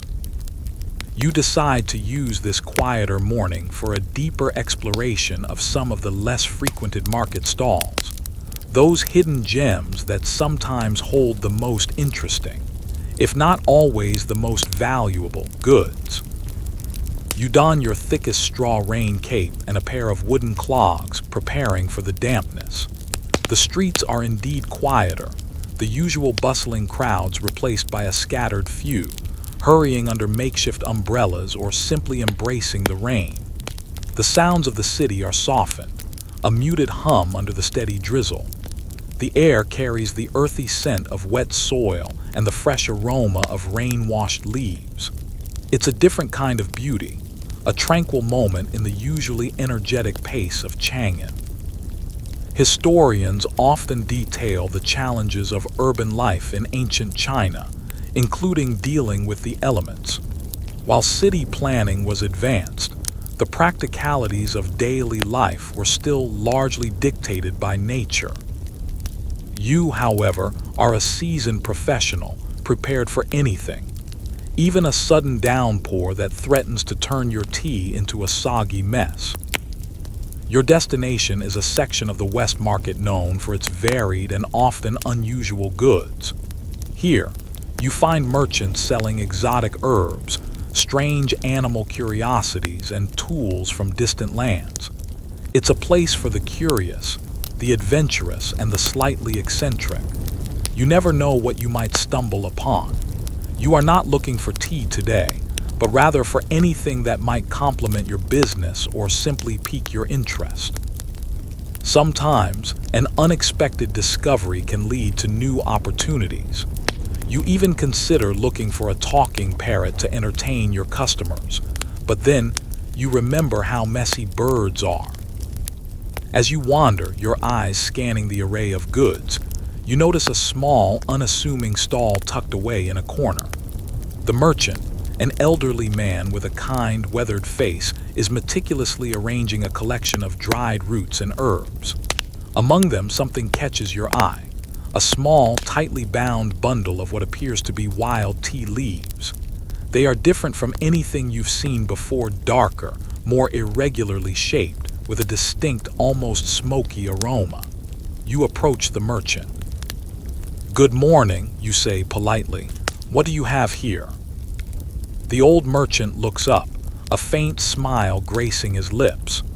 "Ah, these," he replies, his voice raspy but warm. "These are wild tea leaves gathered from the remote mountains of Sichuan. They are not cultivated, you see, but grow freely, blessed by the mountain spirits." He explains that these leaves are rarely seen in the markets of Chang'an, usually consumed only by the local mountain communities. He goes on to describe their unique processing method, which involves roasting them over an open fire, giving them their distinctive smoky flavor. This is truly a quirky or fringe tidbit of history. While most tea was cultivated, the practice of gathering wild tea leaves likely continued in remote areas, offering a glimpse into ancient, less commercialized tea practices. You even wonder if this tea would give you prophetic dreams or just indigestion. You take a few leaves, inhaling their strong, earthy aroma. It's a powerful scent, raw and untamed, a stark contrast to the refined fragrances of the teas you usually handle. You inquire about the price. It's surprisingly reasonable, reflecting its unconventional nature and the difficulty of its acquisition. You decide to purchase a small quantity, not for immediate sale, but for personal experimentation. Perhaps, with careful blending, it could offer a unique dimension to some of your existing teas, or even be offered as a curious novelty to your most adventurous clients. Or perhaps, you'll just end up with a very smoky cup of tea. As you conclude the purchase, the old merchant shares a scholarly debate that has circulated among his mountain community for generations, whether tea was originally consumed as a medicine or as a beverage. Some legends claim it was discovered for its medicinal properties, while others insist it was brewed for its stimulating and refreshing qualities. Historians still argue whether tea was initially used for medicinal purposes or as a general beverage. Early texts suggest both, indicating a complex and evolving relationship with the plant. You personally appreciate both aspects. A good cup of tea can certainly soothe the soul, and sometimes a particularly strong brew can cure a headache. You thank the old merchant for his insights and his unique tea. As you step back out into the gentle rain, you feel a quiet thrill of discovery. This is what you enjoy most about your profession, the constant potential for new experiences, new knowledge, and new teas. You decide to head back home, eager to experiment with your new acquisition. You imagine brewing a small cup of the wild tea, perhaps attempting to blend it with a delicate green tea to see if their contrasting flavors can create a harmonious new brew. It's an exciting prospect, a small adventure on a rainy day, and you hope your wife doesn't mistake it for potpourri. The rain has softened to a fine drizzle as you make your way home, the air still cool and fresh. Your mind buzzes with the possibilities of your new acquisition, the wild tea leaves from Sichuan. The unique, smoky aroma lingers in your senses, a captivating contrast to the refined fragrances you usually encounter. You envision the quiet satisfaction of experimenting with this new tea, perhaps discovering a surprising blend that will intrigue your more adventurous customers. Upon reaching your courtyard, you shed your rain cape and clogs, feeling the familiar warmth of your home. You head straight to your private tea preparation area, a small, quiet corner in your main room where you can truly focus on the art of brewing. You carefully unwrap the bundle of wild tea leaves, admiring their rugged, untamed appearance. See, they are a far cry from the neatly processed leaves you usually handle, bearing the marks of their wild origin. You select a sturdy clay teapot, one that can withstand strong flavors, and begin your first experiment. You heat the water to a slightly higher temperature than usual, anticipating the need to extract the bold flavors of these wild leaves. You carefully place a small amount of the tea into the pot, and then pour the hot water over them. Immediately, a rich, earthy, smoky aroma fills the air, a scent that speaks of ancient forests and crackling campfires. It's a scent that awakens something primal within you, a connection to the untamed wilderness. Historians often describe the Tang Dynasty's fascination with the exotic and the wild, embracing elements from beyond their cultivated world. This tea feels like a taste of that wildness. You even imagine a grumpy old bear brewing this tea in a cave, probably without a proper tea ceremony. You allow the tea to steep for a moment longer than you typically would, wanting to fully draw out its robust character. You pour the dark, amber liquor into a small, plain ceramic cup. The color is deep, almost black, a reflection of its strong nature. You lift the cup to your nose, taking a deep, contemplative breath. The smoky notes are dominant, but beneath them, you detect a surprising earthiness and a subtle, almost mineral sweetness. You take a cautious sip. The taste is bold, assertive, with a lingering smoky finish that coats your palate. It's certainly not a tea for the faint of heart, but it possesses a unique depth and character that you find surprisingly appealing. It's a tea that demands attention, a tea that tells a story. You even let out a little cough from the initial strength, but it's a good cough, a proud cough. You decide to try a small experiment. You take a pinch of the wild tea and blend it with a small amount of your delicate Zhang green tea. You repeat the brewing process, curious to see how the two contrasting flavors will interact. This time, the aroma is a fascinating mix of fresh greenness and earthy smoke. The resulting brew is lighter in color, and the taste is surprisingly harmonious. The smoky boldness of the wild tea is softened by the refreshing notes of the green tea, creating a unique and intriguing flavor profile. You nod in satisfaction. This could be something truly special, a blend that appeals to those seeking something beyond the ordinary. You even briefly consider naming it Smoky Mountain Serenity, but then you remember you're a tea merchant, not a poet. As the afternoon light begins to dim, you continue to experiment with different proportions, different steeping times, and different water temperatures. It's a playful exploration, a hands-on learning experience that deepens your understanding of tea's infinite possibilities. You realize that this wild tea, though unconventional, holds a certain magic, a raw, authentic charm that is both captivating and challenging. It reminds you of the scholarly debate about the initial use of tea. Was it a medicine or a beverage? This wild tea feels like it could be both, a potent elixir from the heart of the mountains. Later, as your wife prepares dinner, she notices the distinct aroma drifting from your tea corner. "What is that intriguing scent, my dear?" she asks, a hint of curiosity in her voice. You explain your new acquisition and your ongoing experiments. She comes over, takes a tentative sniff of the wild tea, and then a sip of your latest blend. Her eyes widen slightly. "It is bold," she says, a thoughtful expression on her face, "but also compelling." You smile. "A compelling tea." That's a good description. She probably thinks you're a bit mad for experimenting with such unusual leaves, but she supports your passion. The evening meal is a relaxed affair, filled with conversation about your tea experiments, the day's quiet market, and the small happenings in your neighborhood. You tell her about the old merchant who sold you the wild tea and his tales of mountain spirits. She listens with interest, occasionally interjecting with a question or a comment. The atmosphere is warm and comforting, a perfect end to a day of quiet discovery. You even joke with her about how you might start serving this wild tea to your most annoying customers, just to see their reactions.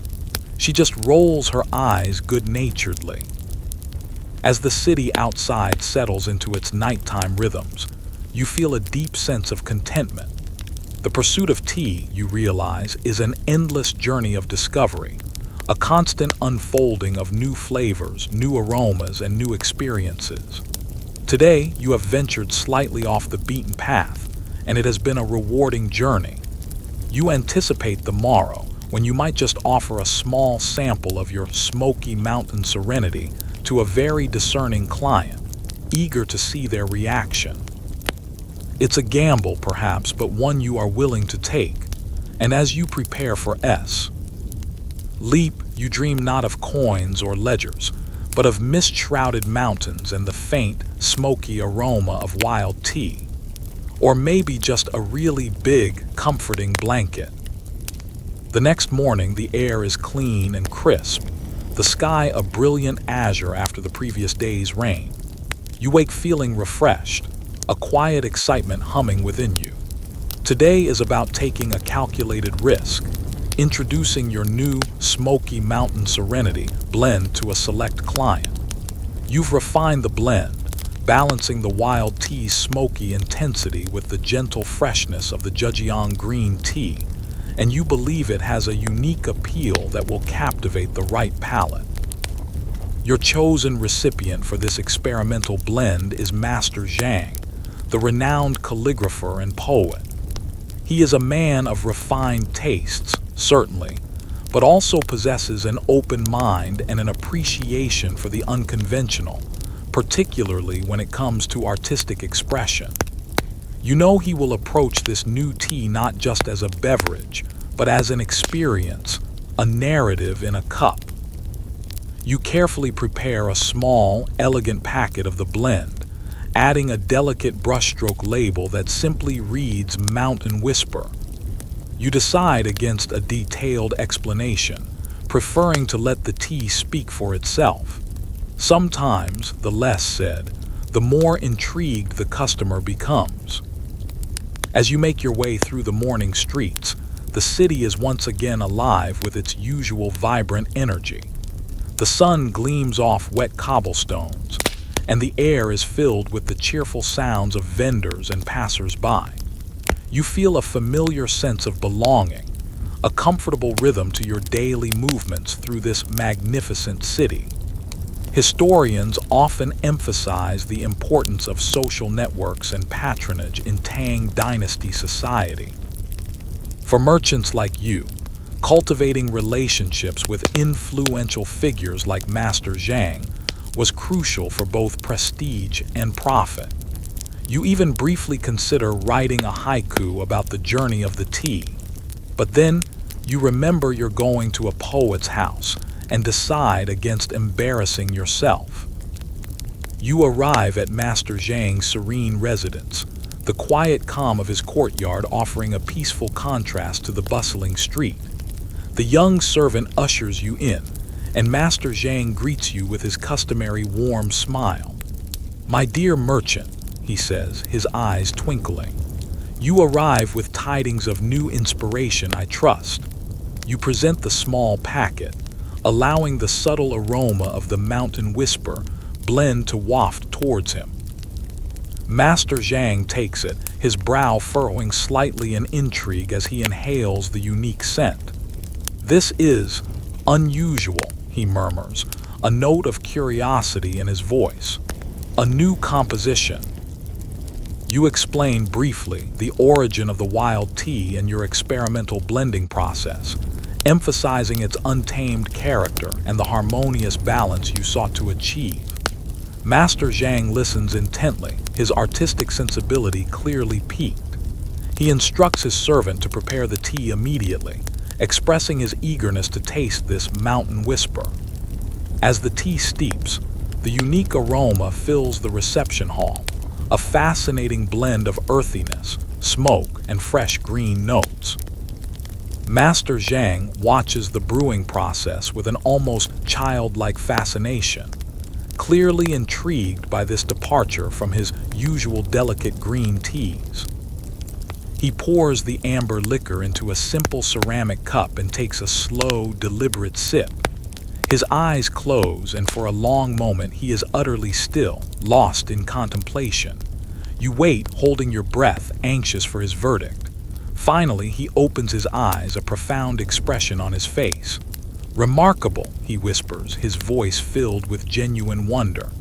"It is like sipping the very soul of the mountains. A bold journey followed by a gentle repose." He smiles. "You, my friend, are not merely a merchant. You are an artist of the leaf." You feel a flush of pride at his words. This is the highest compliment you could receive. Master Zhang praises the tea's complexity, its unexpected harmony, and its ability to evoke vivid imagery. He declares it a tea of profound contemplation, perfect for inspiring his calligraphy and poetry. He immediately requests a larger quantity, eager to share it with his fellow scholars and artistic friends. He even discusses the philosophical implications of such a tea, the blending of the wild and the cultivated, the raw and the refined.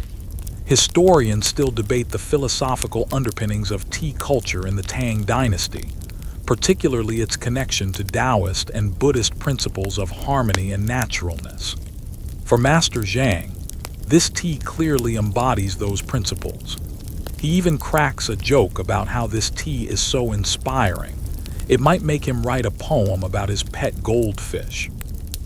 As you conclude the sale, Master Zhang insists that you accept an old, beautifully carved ink stone as a personal gift, a token of his appreciation for your artistic vision.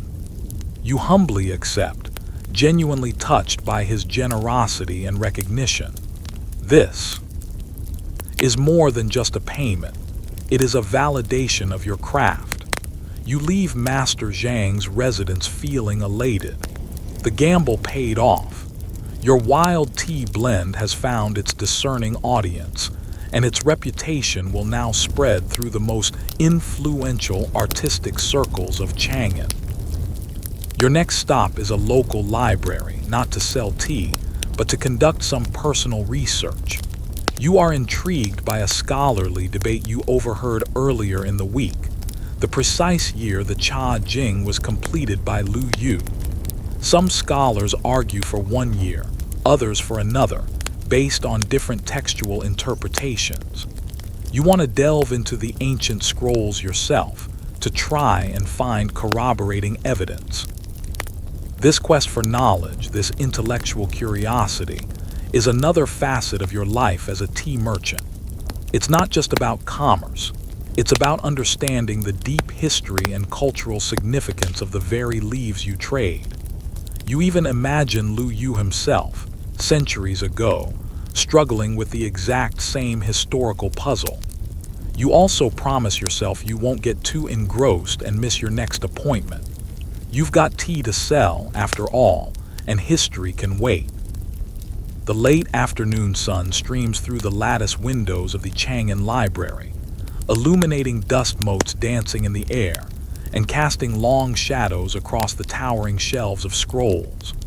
The scent of old paper, dried ink, and faint whispers of cypress wood fills the quiet space, a tranquil contrast to the bustling city outside.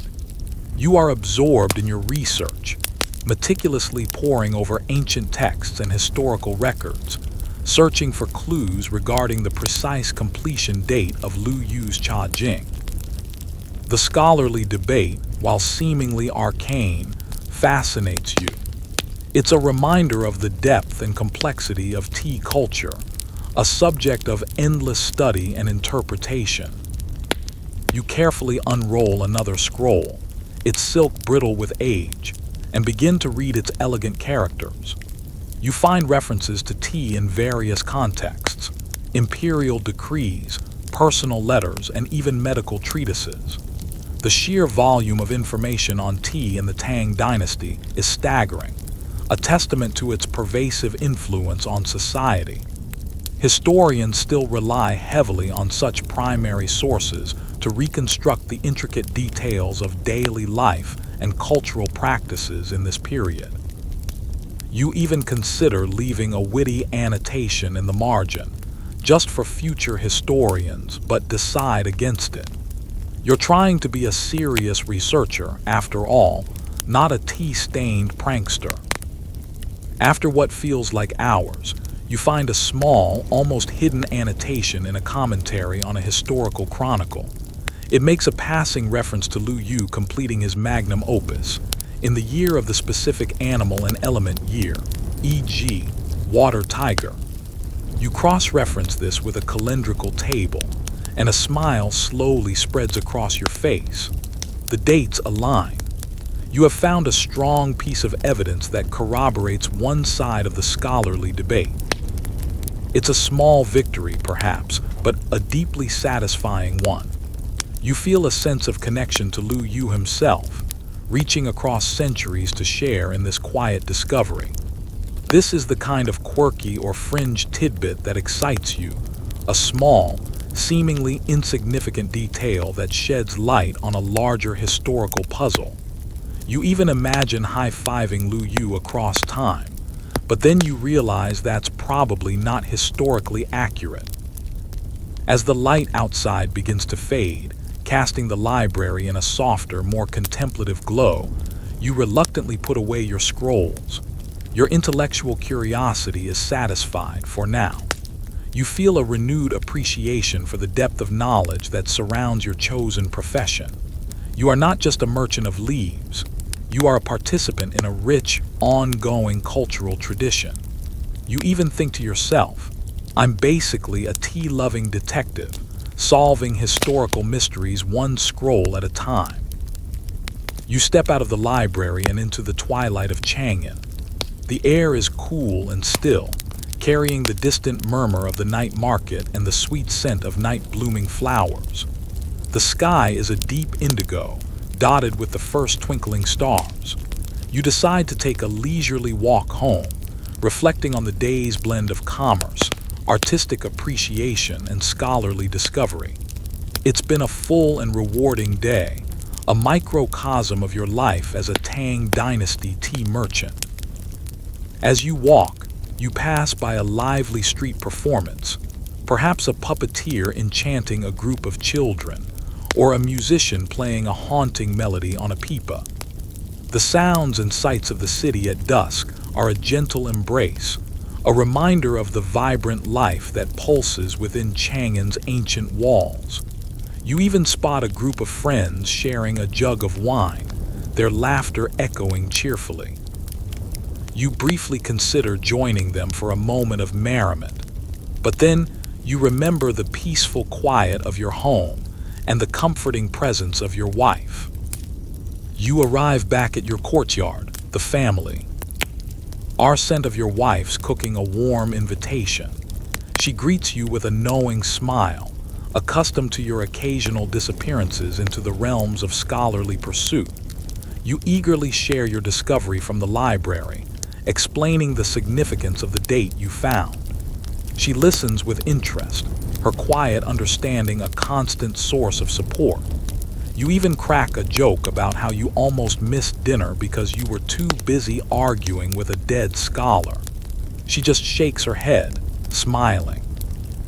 After a simple, nourishing meal, you and your wife settle into your quiet evening ritual. You brew a gentle, calming tea, perhaps a delicate white tea known for its subtle sweetness and soothing properties. The conversation flows easily, discussing the day's events, your plans for tomorrow, and the small joys and challenges of your lives. You feel a deep sense of contentment, a quiet gratitude for the simple pleasures that fill your days. As the night deepens and the city finally settles into its profound slumber, you reflect on the unique position you hold. You are a bridge between the misty tea mountains and the bustling city, between ancient traditions and modern tastes. You facilitate commerce, foster relationships, and even, in your own small way, contribute to the ongoing understanding of history. You are a tea merchant in the Tang Dynasty, and your life, though seemingly ordinary, is filled with extraordinary moments of discovery, connection, and profound satisfaction. And as you prepare for sleep, you hope your dreams are filled with pleasant thoughts of perfectly brewed tea, and not, for instance, a giant abacus chasing you. The final section of your day as a Tang Dynasty tea merchant begins as the moon casts long, silvery shadows across your courtyard, illuminating the dew-kissed leaves of the small bamboo grove. The city outside has finally fallen silent, its vibrant hum replaced by the profound quiet of deep night. The air is cool and still, carrying only the faintest whispers of the breeze and the distant chirping of crickets. This is the hour of peaceful slumber, a time for the body and mind to rest and rejuvenate, preparing for the demands of another dawn. You are in your bedroom, the soft glow of a single oil lamp casting a warm, intimate light. Your wife is already asleep, her breathing soft and even beside you, a comforting rhythm in the quiet room. You move slowly, mindfully, performing the small rituals that prepare you for sleep. You smooth out your sleeping mat, ensuring it is perfectly aligned, a small act of bringing order to the end of a busy day. You settle onto your mat, feeling the comfortable weight of your blanket as you pull it up to your chin. The fatigue from a day of walking, negotiating, and intellectual pursuits is a pleasant weariness, a promise of deep and restorative sleep. Your mind drifts back over the day's events, a gentle review of its triumphs and challenges. You recall the crisp, fresh aroma of the Zhejiang green tea from Master Li, the intoxicating fragrance of Madame Shen's jasmine, and the thrilling acquisition of the rare Wuyi mountain rock tea. You remember the discerning palates of Minister Wang and Lady Mei, and the quiet satisfaction of knowing you've provided them with quality. And of course, the exhilarating experiment with the wild tea from Sichuan, leading to your unique Mountain Whisper blend, and Master Zhang's profound appreciation for it. Each memory is like a sip of a perfectly brewed tea, distinct, flavorful, and leaving a lingering sense of warmth. Historians often emphasize the importance of memory and oral traditions in pre-modern societies.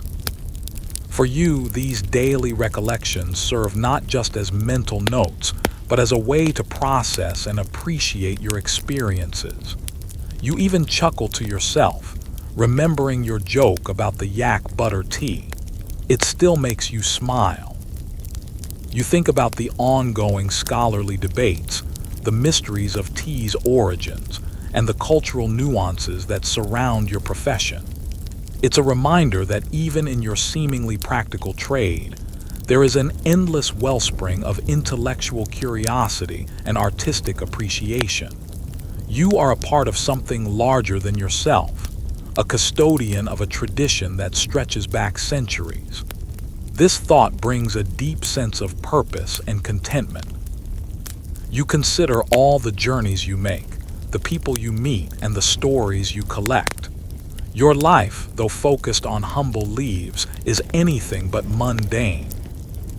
As your thoughts begin to slow, you consciously try to relax each part of your body, starting from your toes and moving upwards. You feel the tension in your feet dissipate, then your calves, your thighs. Your hands, accustomed to weighing leaves and counting coins, now rest gently beside you. Your shoulders, which carried the weight of your satchels, soften. Your neck, your jaw, your brow all release their hold. You focus on your breath, the gentle rise and fall of your chest. Rhythmic lullaby that guides you towards slumber. This conscious relaxation is a practice you've cultivated over the years, a way to shed the day's concerns and invite peaceful rest. You're pretty sure you're better at this than you are at calligraphy. The scent of tea, faint but persistent, seems to linger in the air around you, a comforting presence. It's the subtle aroma of a life dedicated to its beauty, its history, and its exquisite flavors. You imagine drifting on a calm river, the banks lined with mist-shrouded tea mountains, their peaks touching the soft moonlight. The water is smooth, carrying you gently, effortlessly, towards a realm of deep and dreamless sleep. The sounds of Chang'an are now completely gone, replaced by a profound silence that cradles you. You feel a profound sense of gratitude for your life as a tea merchant in the Tang Dynasty. It is a life of purpose, of connection, and of quiet satisfaction. You have played your part in the grand tapestry of this golden age, bringing the pleasure of tea to countless lives. And as your eyelids grow heavy, you embrace the promise of sleep, knowing that another day will dawn, bringing with it new opportunities, new encounters, and new cups of tea to brew and savor. Your breathing deepens, becoming slower, more regular. The last conscious thought that drifts through your mind is a comforting one. The soft, earthy aroma of your favorite green tea, carrying you gently into the peaceful embrace of slumber. Now, as the deep stillness of the night truly settles in, allow your mind to drift. Imagine yourself enveloped in a soft, gentle warmth, like the comforting embrace of a familiar, worn blanket. The day is far behind you. Its bustling sounds and busy moments have faded into the quiet hum of memory. There is nothing left to do, nowhere else to be. Just this moment, this quiet stillness. Let your breathing become soft and deep, a gentle wave washing over you, carrying away any lingering thoughts or tiny worries. Each breath in is calm, each breath out is release. Picture a vast, tranquil lake under a starlit sky, its surface perfectly still, reflecting the soft glow of distant galaxies. You are floating gently on this lake, completely safe, completely supported. The cool night air whispers softly around you, a gentle lullaby from the ancient world. Imagine the scent of your favorite tea, not strong or stimulating, but a faint, soothing aroma, like a whisper of calm in the quiet darkness. It's a scent that promises peace, a subtle reminder of simple joys. Feel your body becoming heavier, sinking deeper into your comfortable resting place. Your eyelids are now very, very heavy, like soft petals settling at dusk. Let go of any thoughts, any lingering images from the day. They are like small clouds drifting lazily across the sky, moving further and further away until they disappear from your sight. There is only peace now, a deep, quiet calm that cradles you. Allow yourself to surrender to this gentle current, letting it carry you further into the realms of soft, peaceful sleep. You are drifting, completely at ease, completely at peace. The night is quiet and rest awaits. Good night.